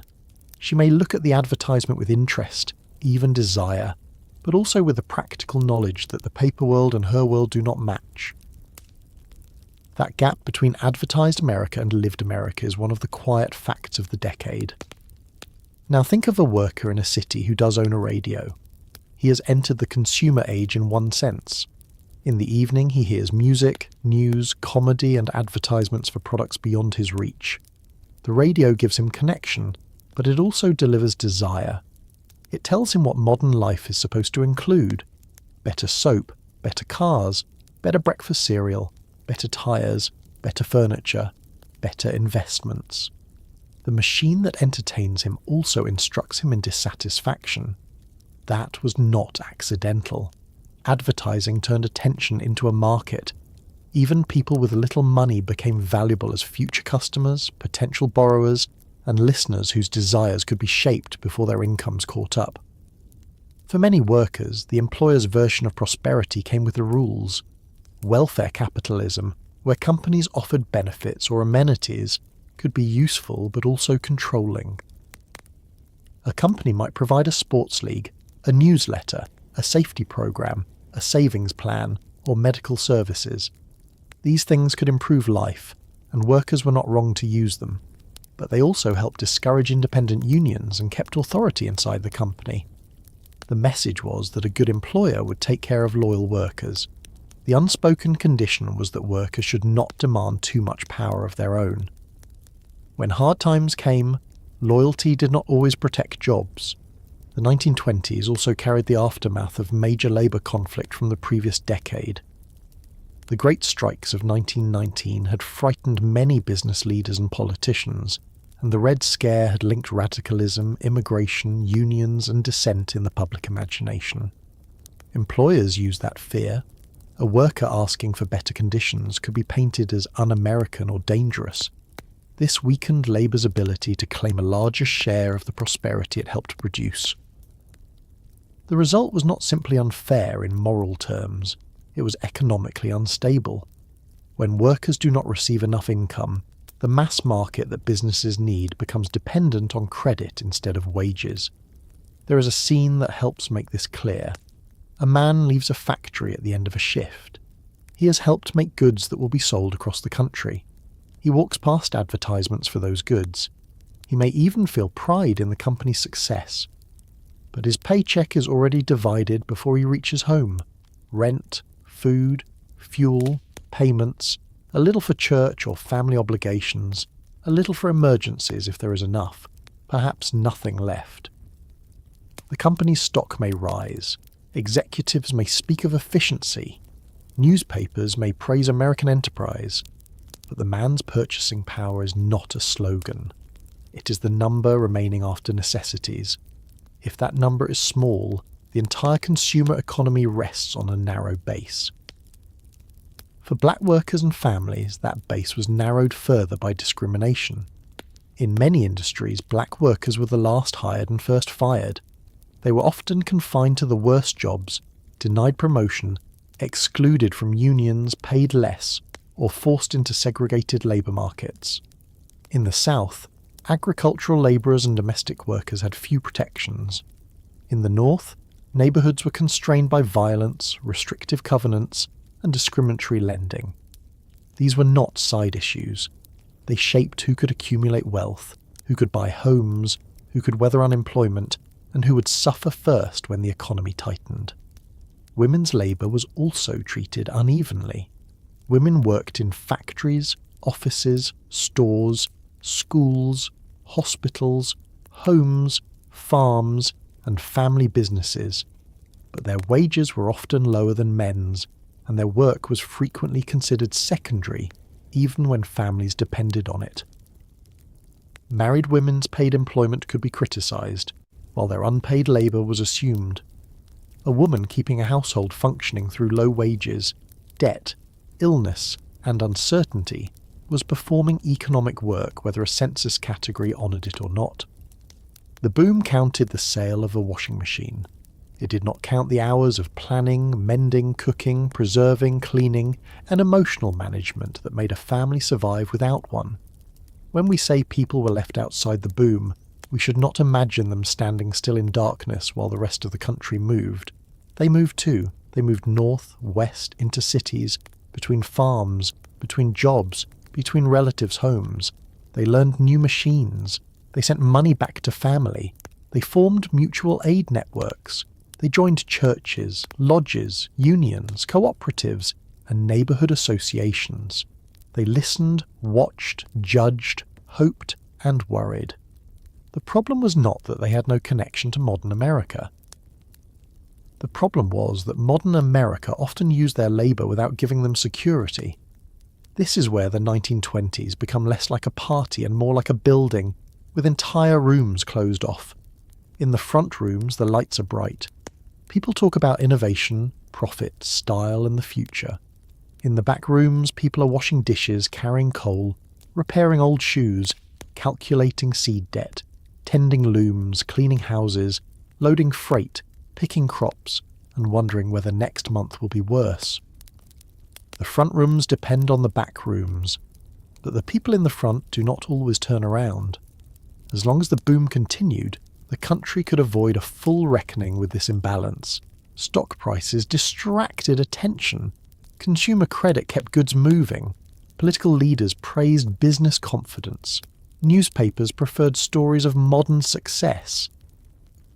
People who were suffering could be described as exceptions, regional problems, backward sectors, or unfortunate holdovers from an older economy. Farm distress was treated as farm distress, coal problems as coal problems, racial inequality as a southern problem or a social problem, low wages as an individual problem. But the Depression would reveal that these were not separate cracks. They were connected weaknesses in the same national structure. That is why the people left outside the boom are not a side story. They are central to understanding why the boom could not last. An economy cannot build permanent prosperity on consumers who cannot afford to consume, farmers who cannot repay, workers who cannot save, and communities denied fair access to opportunity. It can hide the imbalance for a while. It can cover it with credit, advertising, speculation, and selective statistics. It can point to skyscrapers, stock prices, and sales records. But the imbalance remains, waiting for a shock strong enough to expose it. By 1929, that shock was approaching. Not everyone could see it. Many people had reasons not to see it. But in the farm kitchen, the company town, the mill village, the segregated neighbourhood, the rented city room, the strain was already familiar. The people in those places did not need Wall Street to tell them that prosperity had limits.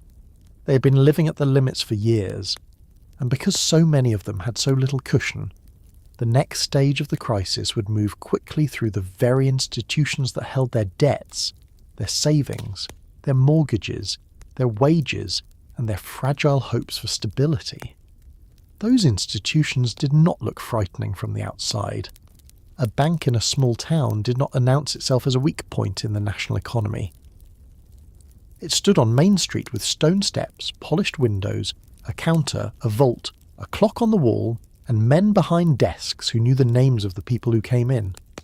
It might sponsor a local event, hold the savings of farmers and shopkeepers, lend to the hardware store, help finance a mortgage, and keep the accounts of families who had trusted it for years. In a city, the bank might be larger, busier, more formal, with marble floors and clerks moving paper from one place to another. But the basic idea was the same. A bank was where confidence was made to look solid. You handed over money you could not hold all at once, and the building itself seemed to promise that it would be there when you came back. That promise is more delicate than it appears. A bank never keeps every depositor's money sitting untouched in the vault. It cannot, because banking is built on lending. Deposits become loans. Loans become farms, houses, inventories, business expansions, stock purchases, and local obligations. The money moves through the community. That is useful. It is also dangerous when too many people want their money back at the same time. The ordinary depositor may picture his savings resting quietly behind a locked door. In reality, much of it has been transformed into promises made by other people. A farmer promises to repay after harvest. A merchant promises to repay after Christmas sales. A homeowner promises to repay month by month. A broker promises repayment backed by securities. The bank stands in the middle of all these promises, appearing calm because calm is part of its work. During the 1920s, American banking was not one unified fortress.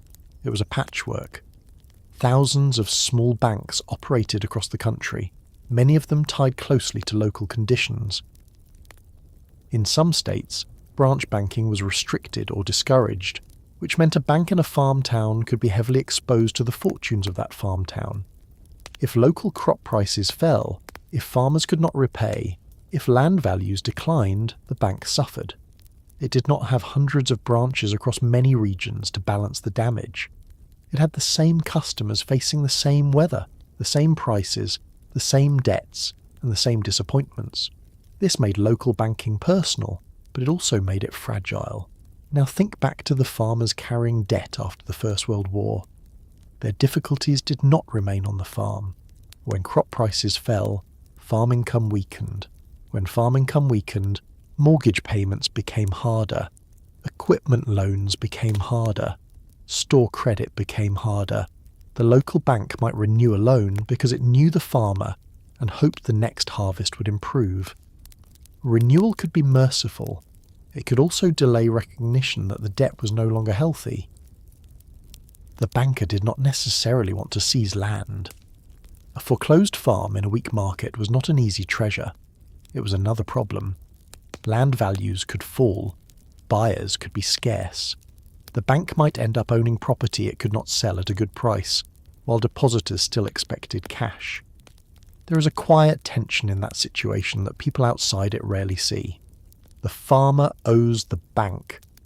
The bank depends on the farmer. The merchant depends on both. The whole town depends on the crop price printed far away by forces no one in town can control. A wheat price, a cotton price, a change in demand, a drought, a flood, an export market, a railroad rate, a tariff, a bank policy in a distant city, any of these can move through the town like weather. By the late 1920s, many rural banks had already been living with stress for years. Some failed even before the stock market crash. Their failure did not make the same national impression as Wall Street's collapse, but for the people whose savings disappeared, it was not a rehearsal. It was the disaster itself. This is one of the most important facts about the period. The banking crisis of the early 1930s did not come from a perfectly healthy banking system suddenly struck by one bad event. It came from a system already carrying weak loans, uneven regulation, regional vulnerabilities, and too much dependence on confidence. The crash would turn fear into a national force, but the cracks were older. They were in farm mortgages, in speculative loans, in the absence of strong deposit protection, in banks too small and too local to survive a broad shock, and in the habit of treating good times as proof that risks had become smaller. Debt was everywhere, but it did not all look the same. Household debt appeared as installment contracts for cars, radios, furniture, and appliances. Farm debt appeared as mortgages, equipment loans, and supply credit. Business debt appeared as borrowing for inventory, expansion, payroll, and construction. Stock market debt appeared as margin loans and broker loans. International debt appeared in the tangled web of war loans, reparations, and American lending to Europe. Each category had its own documents, offices, interest rates, and language, but they shared one dependency. They required future income to arrive as expected. That dependency was the floorboard under the decade. People walked across it every day. It held. Because it held, they trusted it. Then they walked more heavily. Families took on one more payment. Farmers renewed one more note. Brokers extended one more margin account. Banks supplied one more loan. Corporations issued one more bond. Foreign governments relied on one more round of credit. The floor did not break immediately, and that was part of the problem. A weak floor that breaks at once teaches caution. A weak floor that holds for years teaches confidence. In the stock market, debt was especially visible to those who knew where to look. Buying on margin allowed investors to control large amounts of stock with relatively little cash. Brokers borrowed from banks to finance these purchases. Banks could make money by lending into a rising market. The loans seemed safe because they were backed by stocks whose prices kept going up. If a borrower failed, the stock could be sold. That was the theory. The difficulty was that collateral valued by a rising market can lose value quickly in a falling one. If many borrowers are forced to sell at the same time, selling drives prices lower, which weakens the collateral behind other loans, which triggers more demands for repayment, which forces more selling. The safety mechanism becomes part of the danger. This is not easy to feel until you imagine it in ordinary terms. Suppose you lend money to a neighbour because he gives you something valuable to hold as security. Every week that object becomes more valuable, at least according to what everyone says. You feel protected. He borrows more. You lend more. Then one morning everyone in town decides the object is worth much less than yesterday. You tell your neighbour to bring more money, or you will sell the object. He does not have more money, so you sell. So do other lenders. The object's price falls further because everyone is selling. Now even the lenders who thought they were safe begin to worry. This is leverage turning against itself. Banks were not all reckless in the same way. Some were conservative. Some avoided heavy market exposure. Some served communities carefully and still suffered because customers failed through no fraud or foolishness of their own. But the system as a whole allowed too much fragility to gather. The Federal Reserve, created in 1913 partly to reduce banking panics, was still a relatively young institution. Its leaders disagreed about how to handle speculation, interest rates, credit, and the gold standard. Raising rates might slow stock speculation, but also hurt ordinary business and farmers. Keeping credit easy might support commerce, but feed the market boom. The tools existed, but the judgment required to use them was contested, and the economy was changing faster than many institutions understood. The gold standard added another layer of constraint. Money was tied to gold, and countries were expected to defend their gold reserves and exchange rates. This shaped central bank decisions and limited some forms of response. The gold standard had long been associated with stability and discipline, but in a crisis it could transmit pressure across borders. If gold flowed out, a country might raise interest rates to defend its currency, even if its domestic economy needed easier credit. The world after the First World War was financially strained, and the attempt to restore older monetary arrangements did not remove the damage left by war. It gave that damage a formal structure. Europe's debts were part of the same quiet problem. The First World War had left governments owing enormous sums. Allied nations owed money to the United States.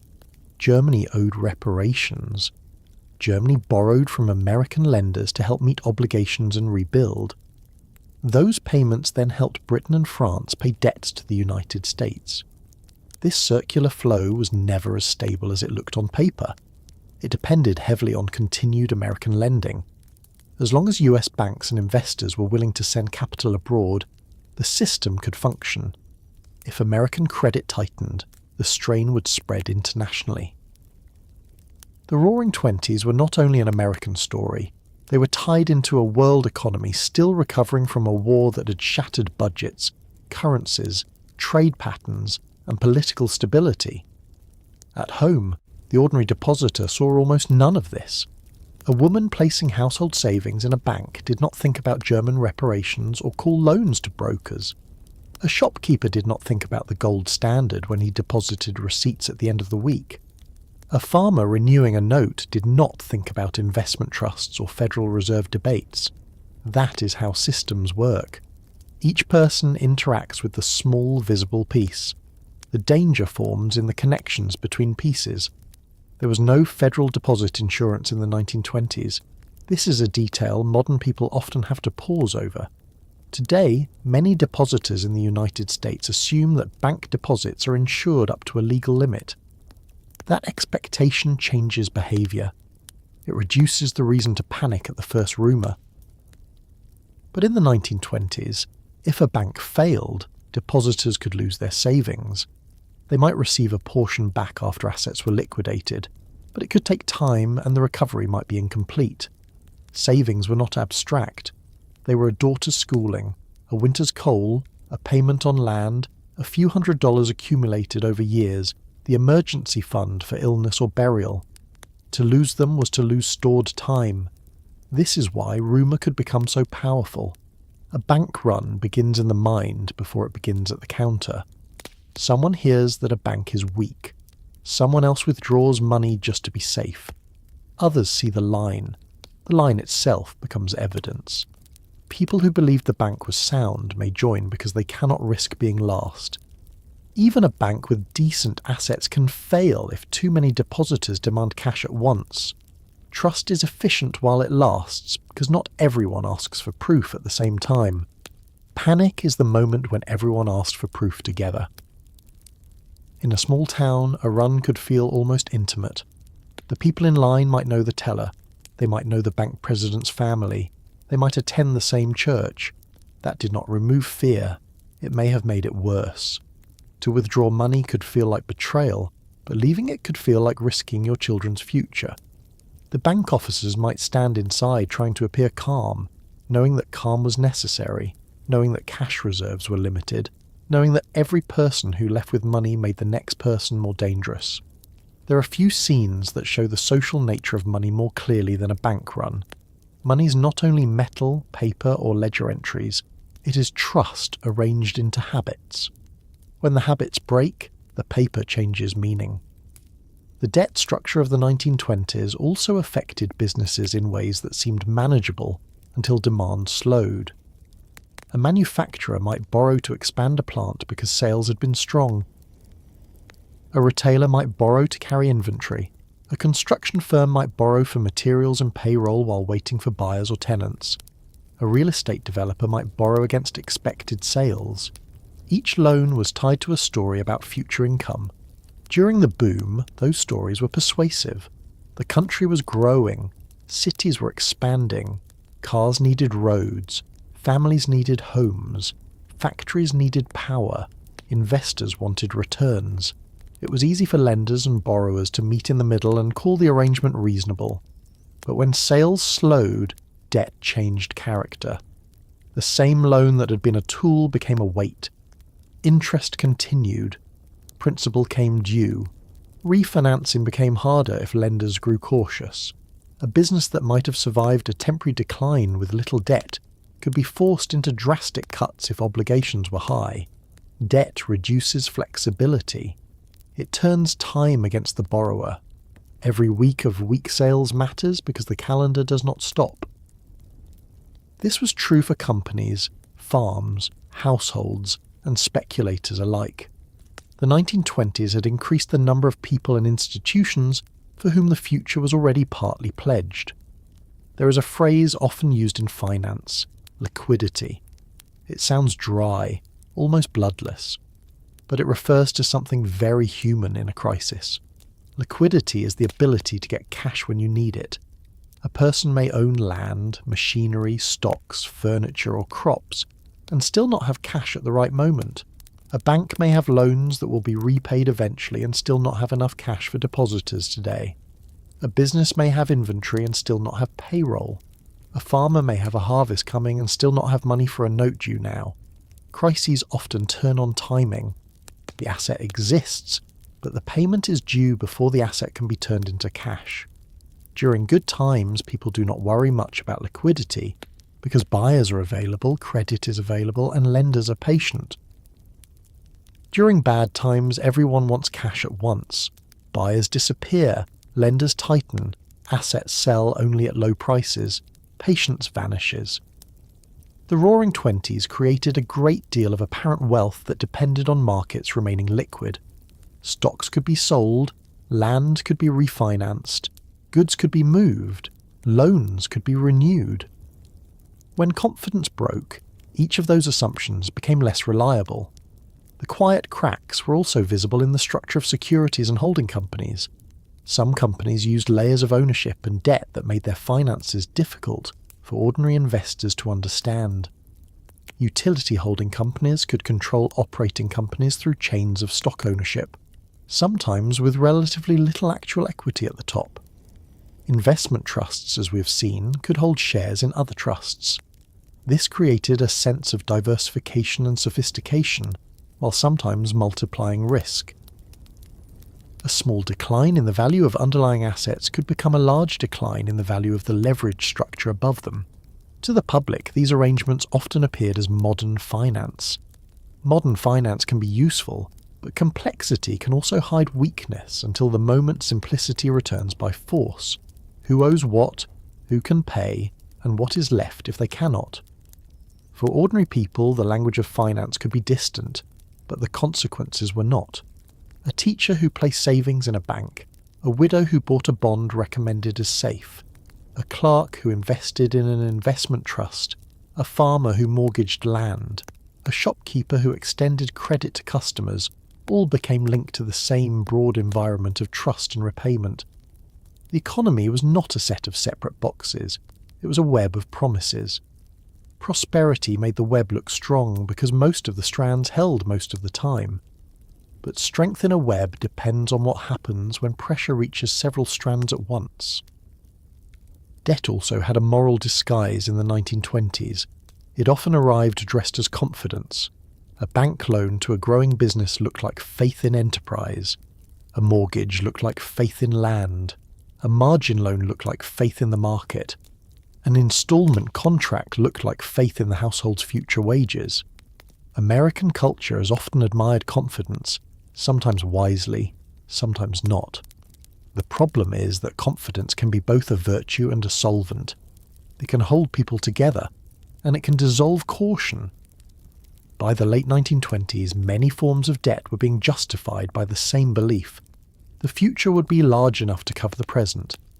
It is worth sitting with how ordinary that belief felt. A man did not need to be a speculator to depend on it. A young couple buying furniture expected wages to continue. A farmer renewing a mortgage expected prices to improve.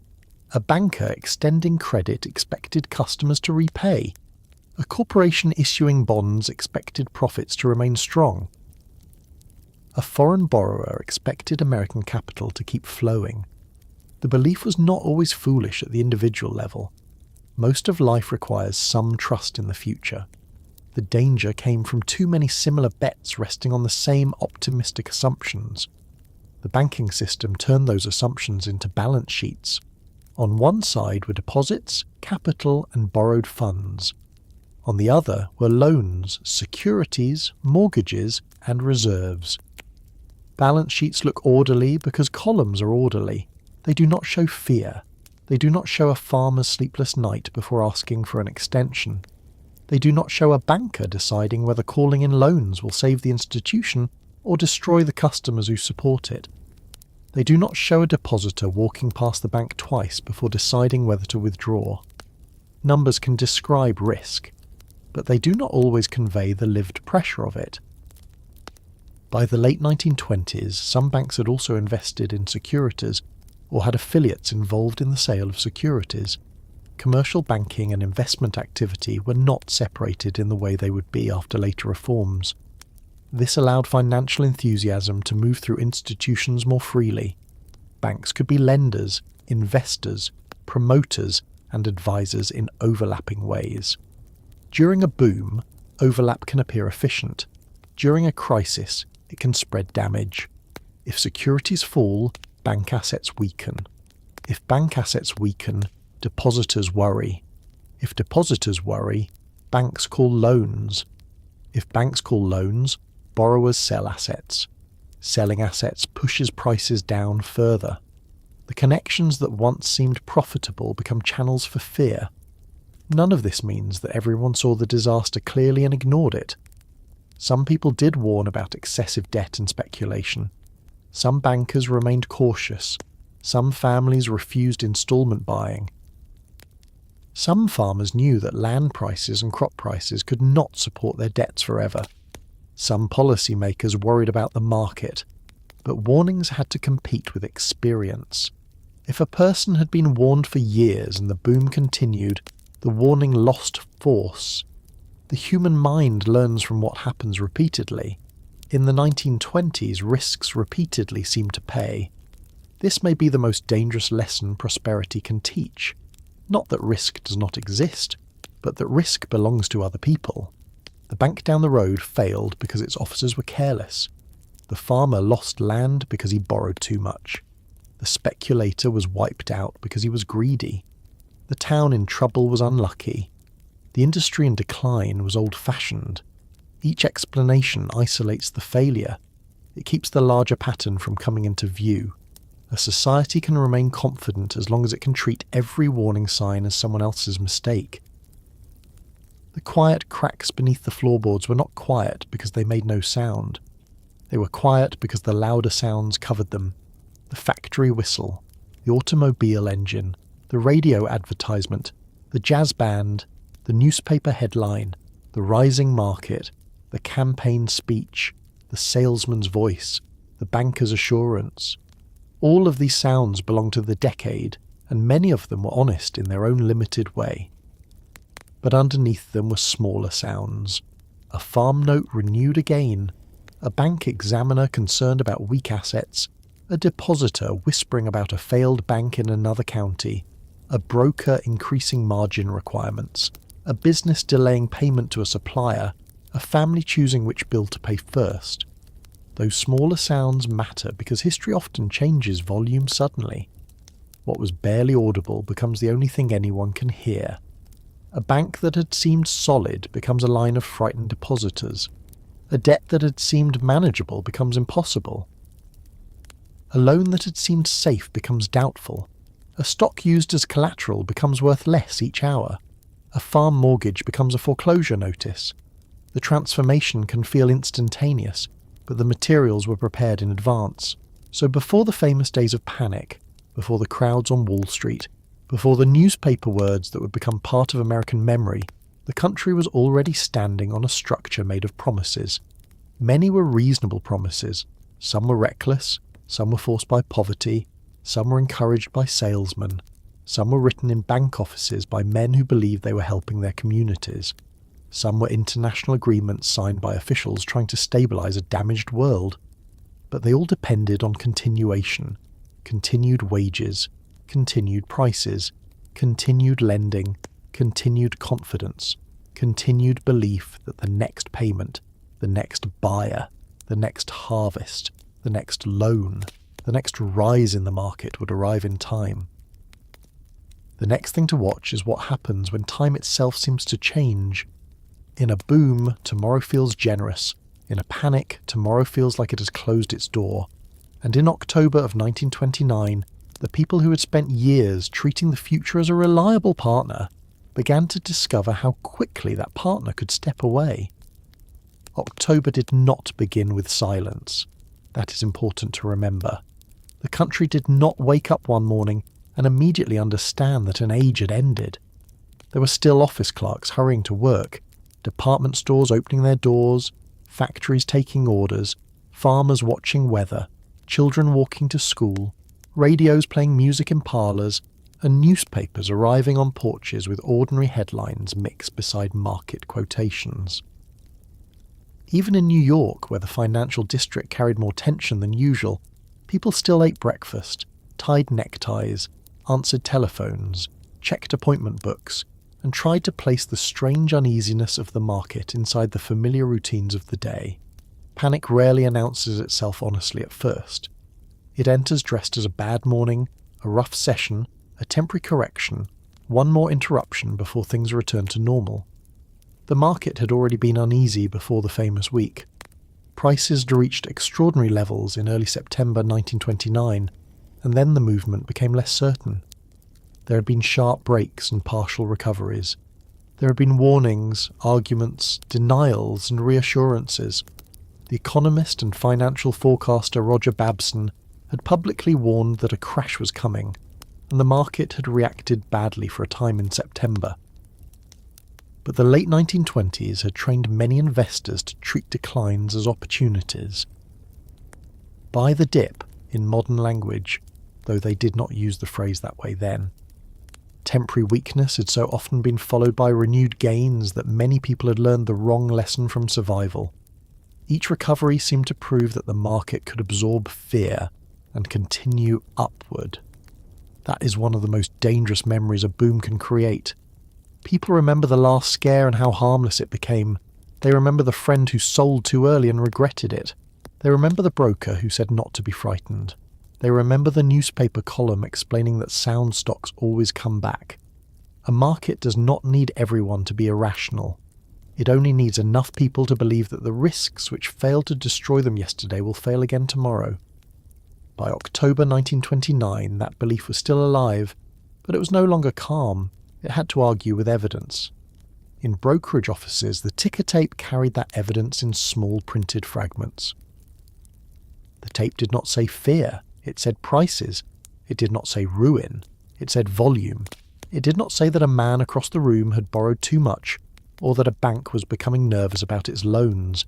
It printed symbols and numbers, and people supplied the rest. A stock down 2 points, another down 5, a brief rally, another drop, a delay, a rumour, a telephone call from a broker asking for more margin.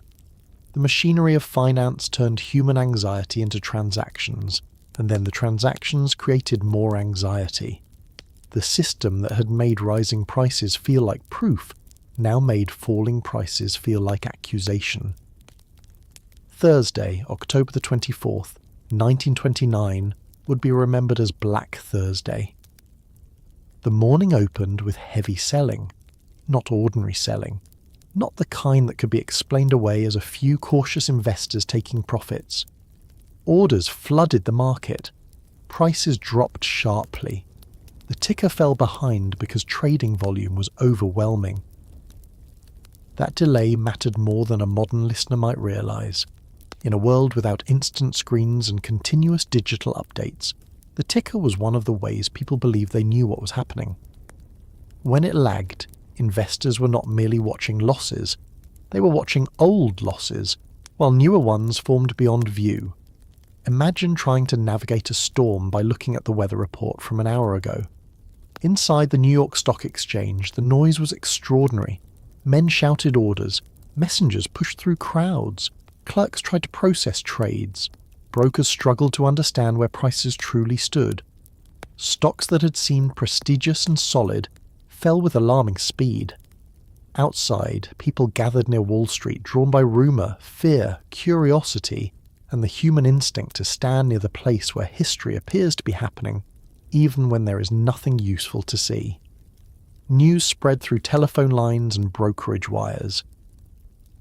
In cities far from New York, investors watched local boards and waited for updates.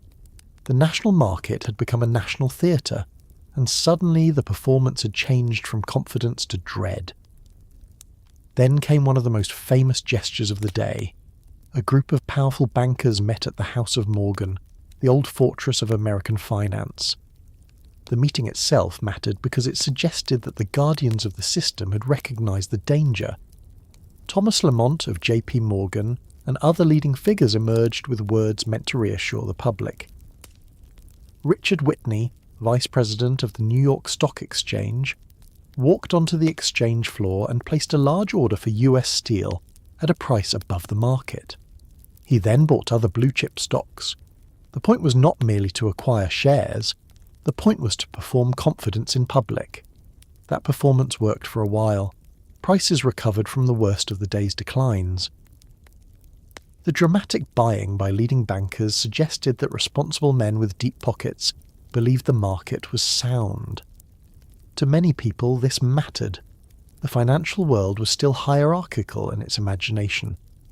If the great banks stood firm, perhaps the public should stand firm too. Newspapers could report that the crisis had been met by leadership. Brokers could tell clients that the panic had been checked.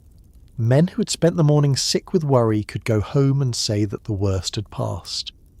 There is something deeply human in that relief, and it is easy to judge too quickly from the safety of knowing what happened next. Imagine living through that Thursday without knowing the future. The market had fallen violently, yes, but powerful bankers had intervened. Stocks had recovered some ground. Important voices were saying that values remained strong. American industry had not vanished. The factories still existed. The railroads still ran. The utilities still produced power. People still needed steel, oil, electricity, food, cars, radios, and clothes. Was it so unreasonable to believe that the market had suffered a fright and then steadied itself? Many investors had seen panics before. Markets could fall and recover. Perhaps this was one more storm. Friday brought some calm. Saturday, when trading hours were shorter, did not produce the same immediate collapse. The weekend arrived with a strange mixture of exhaustion and hope. Across the country, investors talked at dinner tables, in clubs, in train stations, in hotel lobbies, and over telephones. Some decided to hold.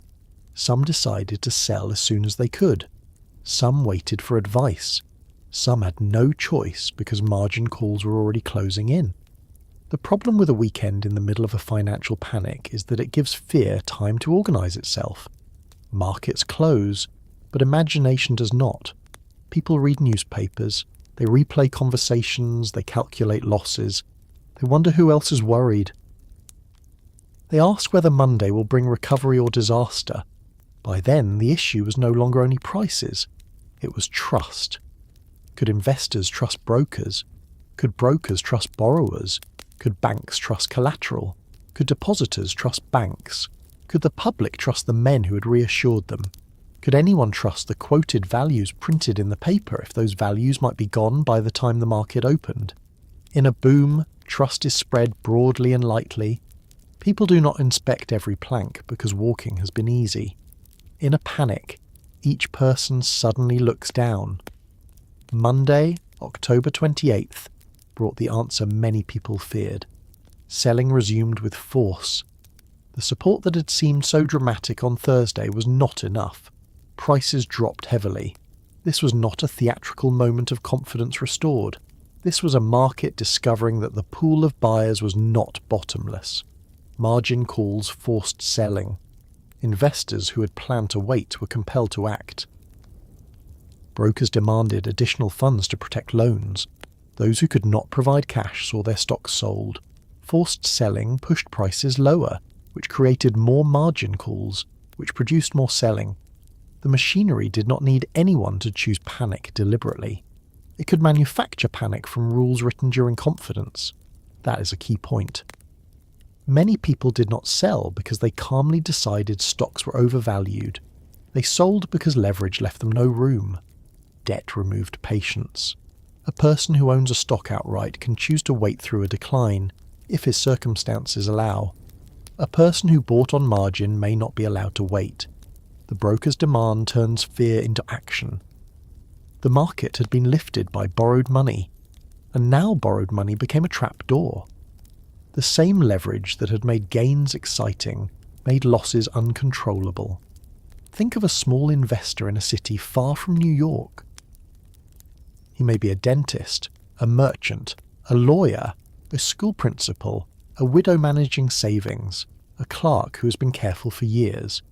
He owns stocks partly with borrowed money because everyone said that sensible people did it, because the broker said the margin was adequate, because prices had risen long enough to make caution seem old-fashioned. Now the telephone rings. More funds are required. He does not have them. Perhaps he tries to borrow from a bank. The bank is cautious. Perhaps he asks a relative. The relative is frightened too. Perhaps he sells something else. Too slow. The broker sells the stock. The loss becomes real. What had been a decline on paper becomes a wound in the household. Tuesday, October 29th became Black Tuesday, and the name remains because that day carried the full force of recognition. Selling reached a scale that overwhelmed the market's ability to absorb it. More than 16 million shares changed hands, an enormous number for the time. The ticker ran hours behind. People did not know where they stood. Stocks considered strong fell sharply. Investment trusts collapsed in value. The idea that the great names were safe weakened. The idea that bankers could stop the decline weakened. The idea that the market always came back weakened. The panic was no longer only about losing money. It was about losing the story that had made the money seem secure. There are stories from those days of crowds outside the exchange, of messengers running, of men staring at boards in disbelief, of rumours spreading faster than facts. Some later accounts exaggerated individual suicides and dramatic scenes, because societies often turn financial disasters into moral theatre. But the real human suffering needs no exaggeration. Fortunes disappeared, savings vanished. Borrowers were ruined. Families that had counted paper profits as part of their future saw those profits dissolve. Clerks and brokers worked under extreme strain. People who had believed themselves prudent discovered that they had been standing inside a crowd, and the crowd was rushing toward the same narrow exit. The strange thing about a market crash is that nothing physical has to break for lives to change. The buildings remain. The stock certificates still exist. The companies still have factories, offices, patents, land, inventory, workers and machines. US Steel is still US Steel. General Motors still makes cars. RCA still represents radio. The railroads still have tracks. The utilities still have wires. Yet the price of ownership claims can fall with stunning speed because what changes is belief about the future. A share of stock is not only a piece of a company, it is a claim on expected earnings, expected growth, expected confidence, expected buyers. When expectations collapse, price can collapse long before the physical world has visibly changed. This is why Wall Street's loss of belief mattered beyond Wall Street. The market had been one of the main symbols of the decade's confidence. It had told business leaders that expansion was rewarded. It had told banks that collateral was strong. It had told consumers that prosperity was real. It had told politicians that the country trusted business. It had told small investors that the future could be entered through the purchase of shares. When that symbol broke, it did not instantly create every breadline, every foreclosure, every bank failure, or every shuttered factory. But it removed a layer of confidence that had been holding many weaker things together. The crash did not cause the Great Depression by itself. This must be said clearly because history is less useful when reduced to a single date. October 1929 was not a magic trapdoor through which a healthy country fell. The weaknesses were already present: farm distress, unequal income, overproduction, consumer debt, fragile banks, speculative loans, international financial strain, and industries losing momentum. The crash mattered because it struck those weaknesses at once. It tightened credit. It frightened lenders. It destroyed paper wealth. It made consumers more cautious. It embarrassed the people who had promised permanent prosperity. It turned optimism from a public habit into a private doubt. For many households, the first effect was psychological before it was practical. A family that owned no stock might still hear the news and decide not to buy the new car. A store owner might reduce orders. A banker might hesitate before renewing a loan. A factory manager might postpone expansion. A company might cut production because demand looked uncertain. A farmer might find credit even harder to obtain. A worker might not lose his job immediately, but he might notice that overtime disappeared. Fear can reduce spending before poverty does. It teaches people to hold on to cash, and when everyone holds on to cash, the economy slows further. That is the terrible power of a panic. It changes behavior in the same direction at the same time. During the boom, many people borrowed, bought, invested, and expanded together.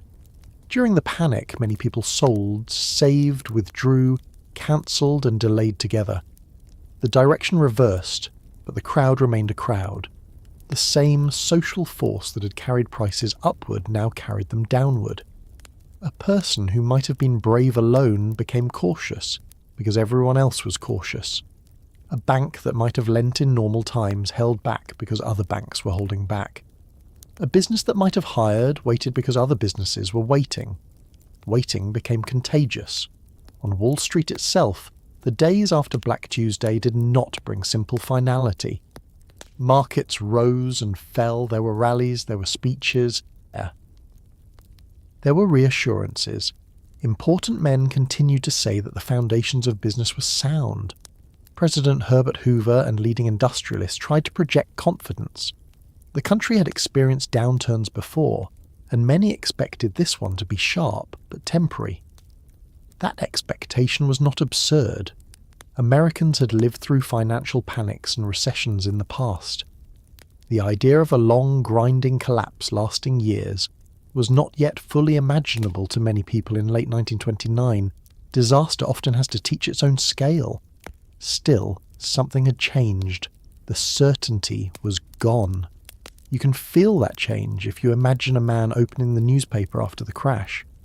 A week earlier, the market quotations had been a place of excitement or routine. Now they are evidence of danger. The same columns of numbers sit on the page, but they no longer mean the same thing. A falling price is not merely a bargain, it may be a warning. A banker's reassurance is not merely comfort. It may be an attempt to prevent fear.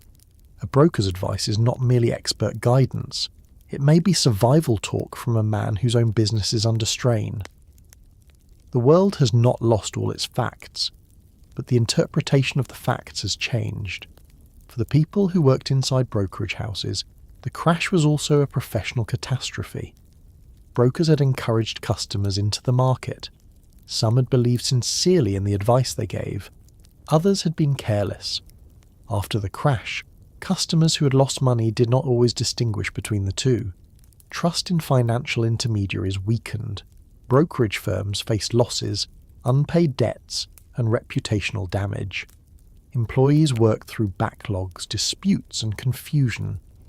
The ticker had lagged, trades had executed at prices clients did not expect, and the scale of activity had strained the system. The modern market had revealed how disorderly it could become under pressure. Bankers faced their own reckoning. Loans backed by securities were no longer as safe as they had seemed. Customers wanted liquidity. Businesses became more cautious.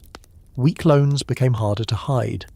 Banks that had appeared strong because asset values were high now had to confront lower valuations.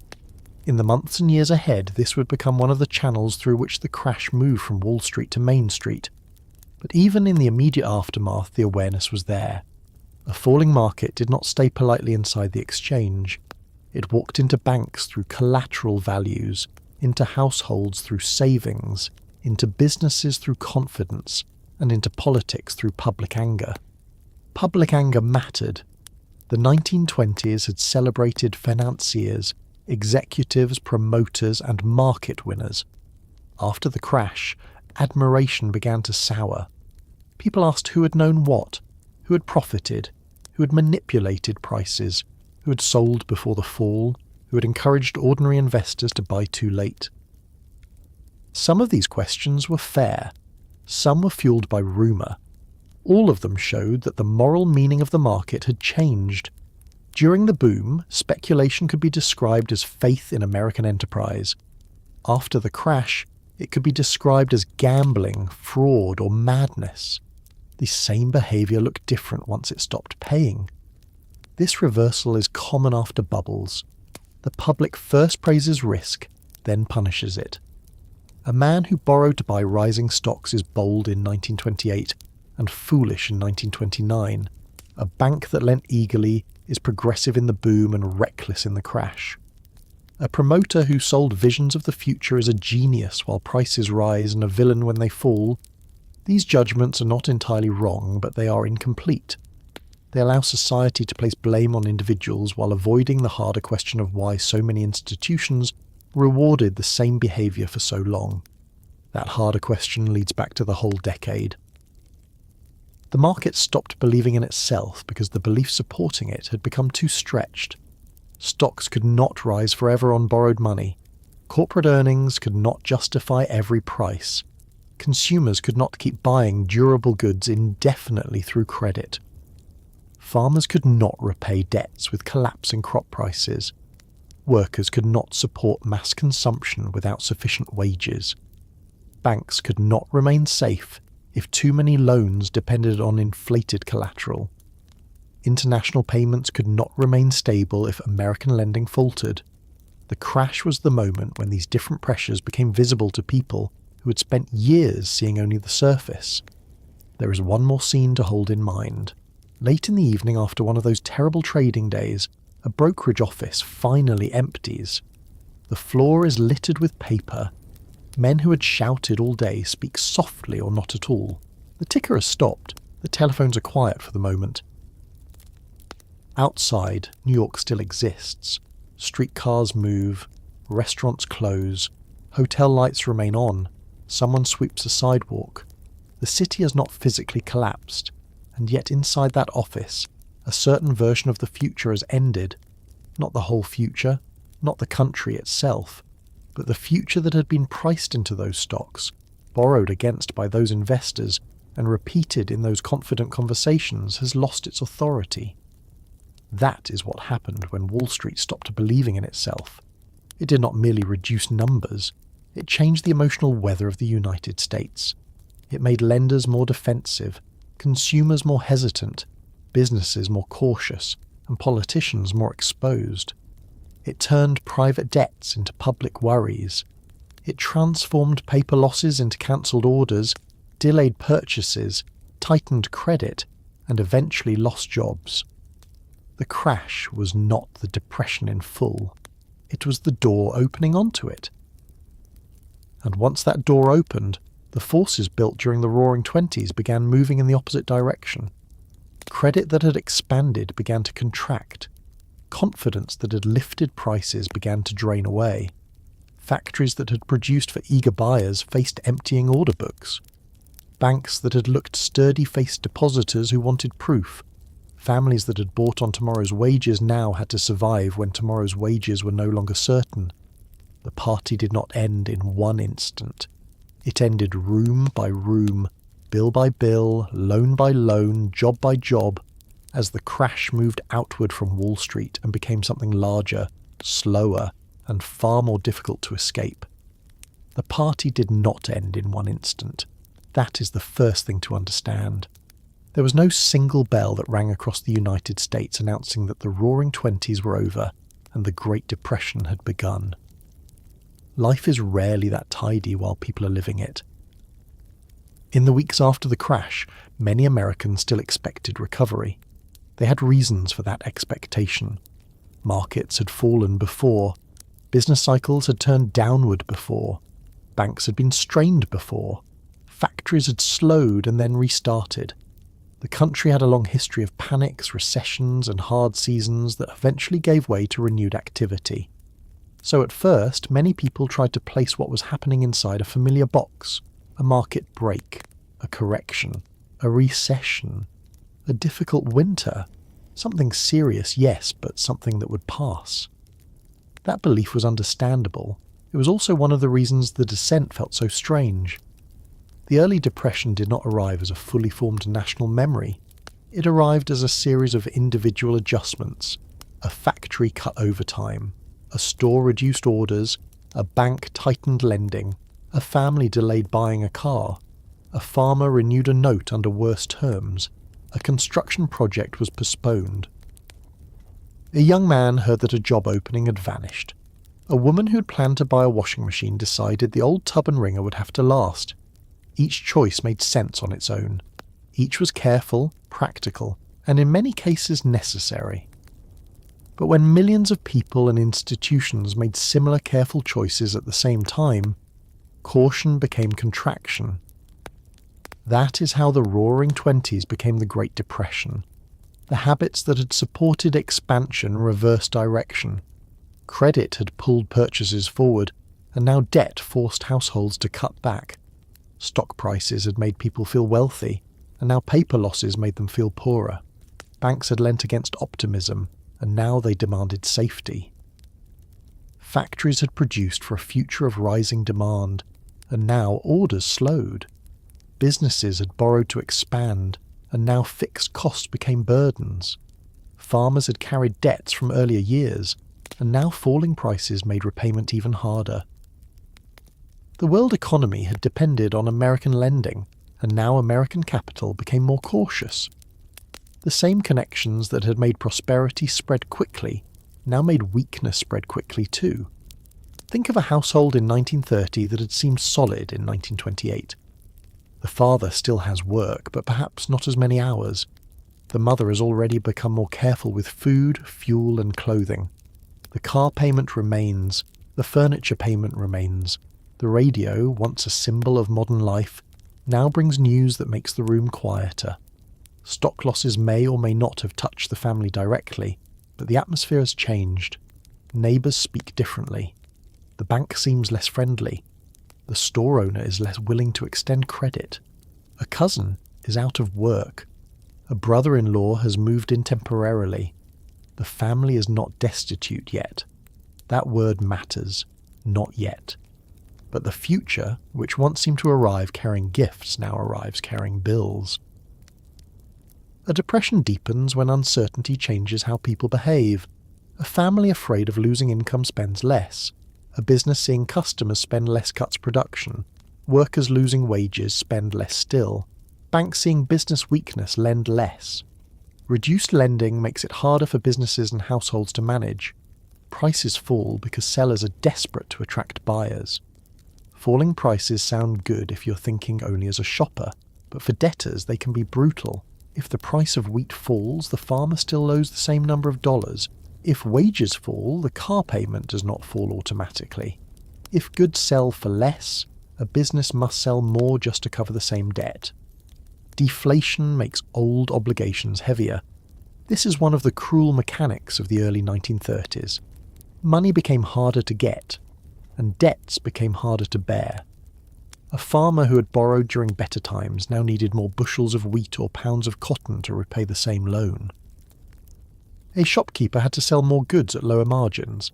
A homeowner had to meet a mortgage from reduced income. A bank holding loans secured by land, inventory, stocks, or buildings watched the value of that collateral decline.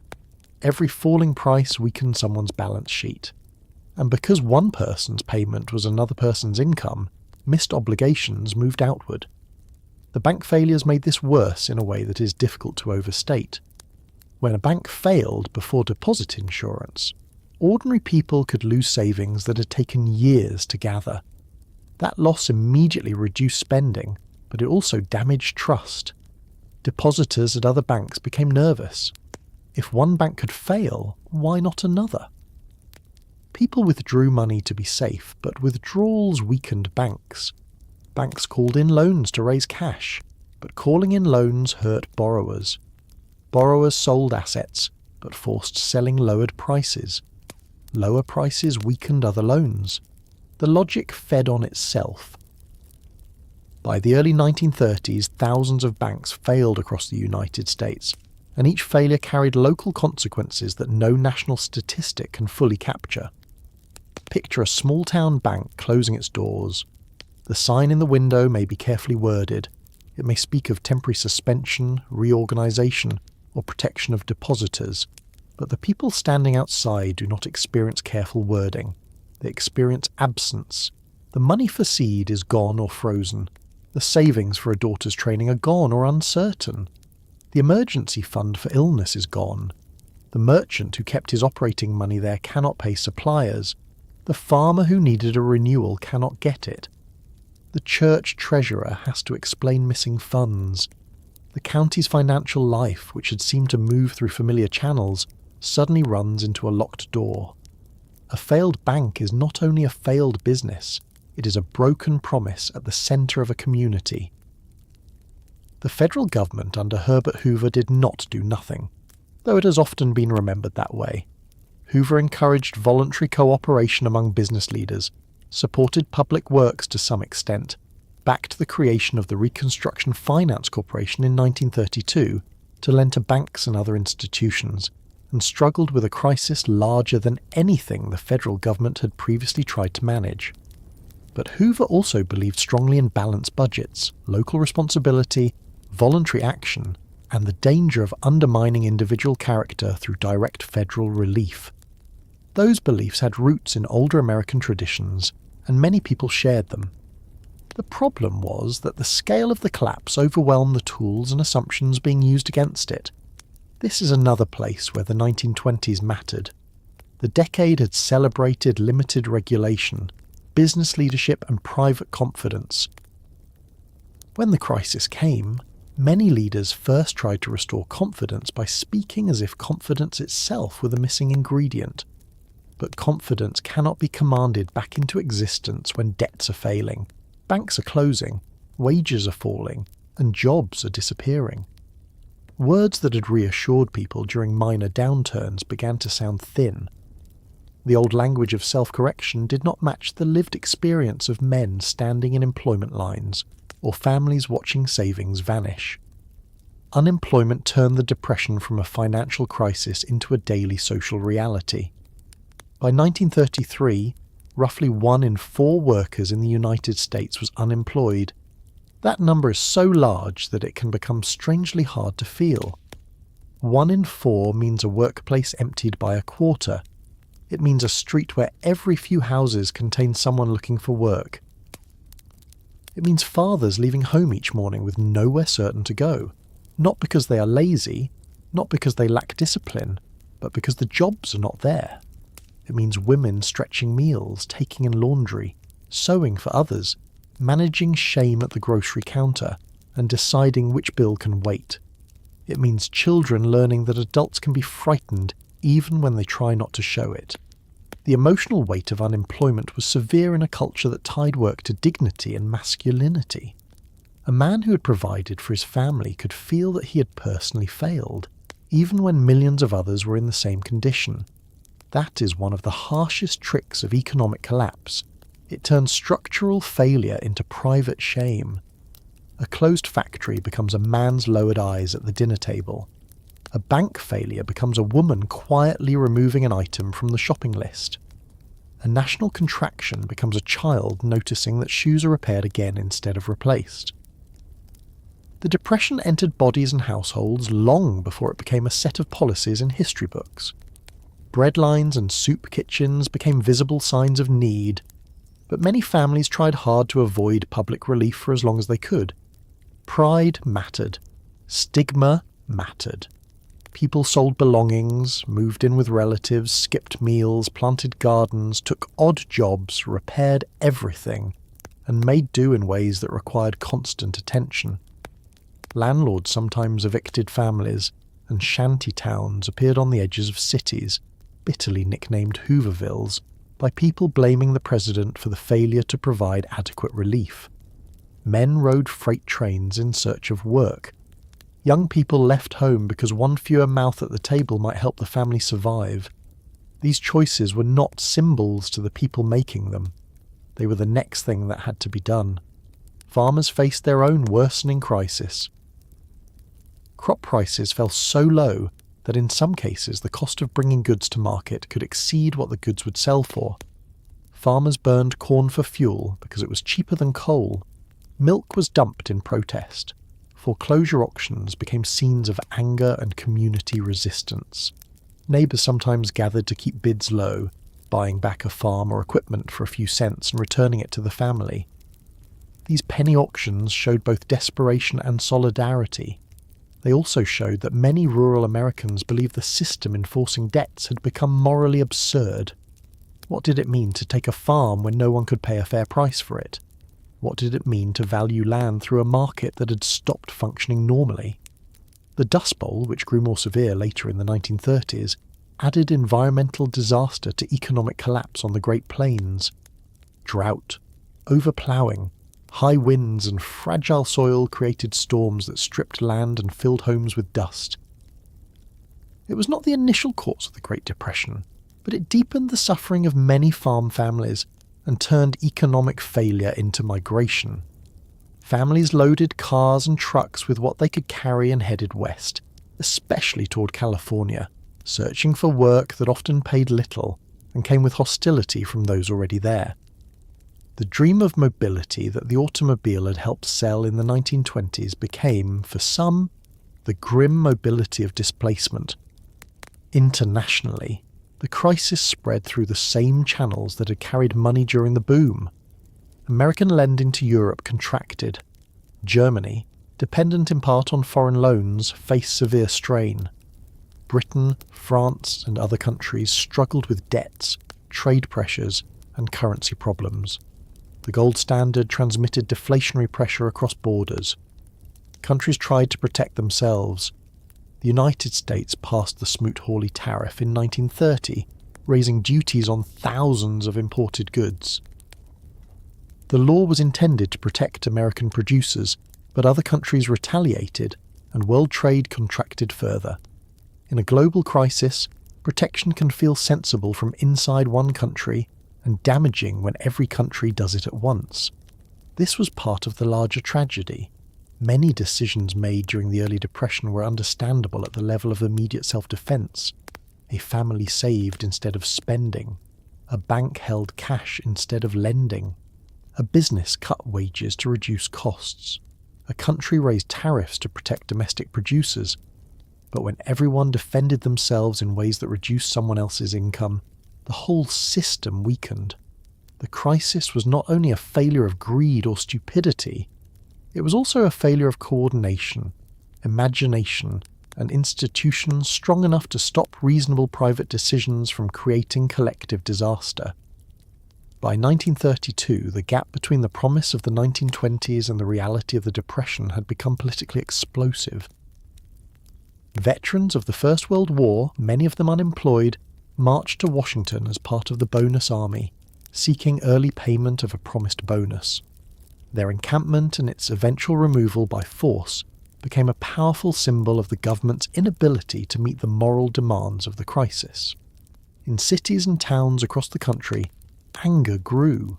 People questioned bankers, business leaders, political officials, and the old assumption that prosperity would return if everyone simply waited and behaved responsibly. Waiting had become unbearable. When Franklin D. Roosevelt won the presidency in 1932 and took office in March 1933, the banking system was in acute crisis. One of his first acts was a national bank holiday, temporarily closing banks to stop runs and allow inspection. Soon after came emergency banking legislation, fireside chats over the radio, and the beginning of the New Deal. Roosevelt did not end the Depression overnight. No one could have. But he changed the tone and scope of federal action. The government began to accept responsibilities that had previously been left more fully to localities, private charity, markets, or voluntary business cooperation. Relief, recovery, and reform became national projects. That shift tells us something important about what had failed. The Depression exposed the limits of the 1920s model. A society built on private credit, business confidence, weak protections for depositors, limited labour power, fragile farm income, speculative finance, and uneven purchasing power could grow quickly under favourable conditions. But when conditions turned, it lacked enough stabilisers. It had too few protections beneath the ordinary families. It had too little regulation around dangerous financial practices. It had too much faith that prosperity at the top would naturally secure everyone below. The New Deal was, among other things, an attempt to build floors where the 1920s had trusted ladders. This does not mean every New Deal programme worked perfectly, or that historians agree on every interpretation. They do not. Some emphasise monetary collapse, some emphasise banking failures, some emphasise the gold standard, some emphasise debt deflation, unequal income, weak demand, policy mistakes, international trade collapse, or the role of expectations. The Great Depression was large enough to require more than one explanation. But for the story we've been following, the point is clear. The Roaring Twenties created vulnerabilities that made the downturn harder to stop. The crash struck a structure already full of debt, imbalance, and misplaced confidence. Once the reversal began, the economy did not simply pause. It contracted through the same networks that had carried the boom. The decade had taught Americans to expect more. More goods, more speed, more credit, more stock gains, more production, more modern comfort, more tomorrow. The Depression taught the opposite lesson with terrible force. Less work, less cash, less lending, less food, less trust, less room for error. People who had been told to buy now and pay later discovered that later had arrived. Banks that had looked secure discovered that trust could leave through the front door in a line of depositors. Factories that had measured success by output discovered that output without buyers became inventory. Farmers who had produced more discovered that abundance could coexist with poverty. Workers who had powered the boom discovered that productivity did not guarantee security. There is no need to flatten the 1920s into a simple moral warning. It was not only foolishness, it was invention, music, migration, modern communication, changing gender roles, new forms of leisure, industrial skill, and real improvements in daily life for many people. The tragedy is sharper because so much of it was real. The cars were real, the radios were real. The electric lights were real, the roads, factories, advertisements, and new household goods were real. The mistake was believing that real progress had cancelled financial gravity. It had not. A modern economy could still be brought down by debt, fear, inequality, fragile banks, falling prices, and the old human habit of assuming that a good run will continue, because it has continued so far. That is why this story still matters. Not because the 1920s repeat exactly. They do not. Every age has its own machines, its own credit systems, its own advertisements, its own confident experts, its own ways of persuading people that the future can be safely spent in advance. The details change. The temptation remains familiar. When money is easy, when prices rise, when everyone seems to be moving faster, when caution sounds old and prosperity seems to have become permanent, people begin to confuse momentum with safety. They begin to treat tomorrow as collateral. They begin to build lives, businesses, and policies around the assumption that the music will keep playing. But history is useful because it slows the music down. It lets us hear the separate instruments, the factory line, the bank counter, the farm auction, the brokerage office, the radio advertisement, the family kitchen, the government office, the international loan agreement, the unemployment line. None of these alone explains everything. Together they show how a decade of confidence became a decade of collapse. They show how a country can be both advanced and vulnerable, productive and unstable, wealthy and unequal, optimistic and unprepared. By the time the Great Depression was fully visible, the bright images of the Roaring Twenties had not disappeared. They had changed meaning. A car was no longer only freedom, it could be the vehicle carrying a family away from a failed farm. A radio was no longer only entertainment, it could be the voice of a president trying to keep a frightened public calm. A bank was no longer only respectability, it could be a locked door. A factory was no longer only progress, it could be a silent building with men outside hoping for work. A stock certificate was no longer only opportunity, it could be a reminder of money that existed only while people believed in it. Still, people endured. That must be part of the ending because otherwise the story becomes only a fall. Families shared rooms, neighbours exchanged food, workers organised, farmers resisted foreclosures, communities built relief networks, churches, charities, unions, clubs and local governments tried to meet needs that were larger than their resources. People repaired shoes, stretched soup, planted gardens, carried signs, wrote letters, rode trains, waited in lines, and kept going because there was no other practical choice. The Great Depression was a failure of systems, but survival happened through people. And perhaps that is where we should leave the house we entered at the beginning. The house with the bright rooms and the leaking floorboards. We have walked through the showroom, the factory, the farm, the bank, the brokerage office, and the long road from confidence to collapse. The lesson is not that prosperity is false. Prosperity can be real.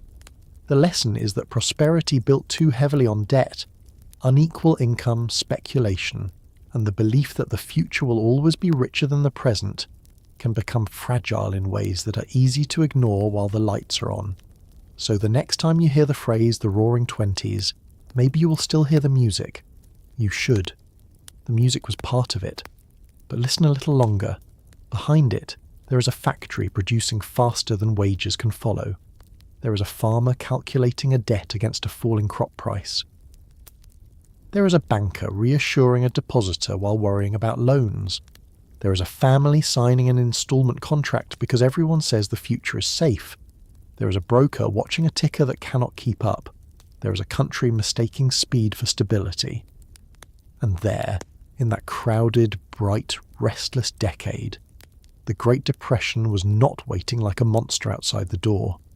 It was being assembled inside the room, piece by piece, by choices that made sense at the time, by systems that rewarded risk, by inequalities that were easy for the comfortable to overlook, and by confidence that grew so large it stopped listening for the sound of the floor underneath.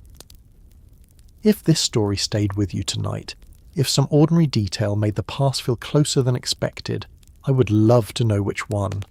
Tell me where you were listening from and what part made you pause. Thank you for spending this time with me.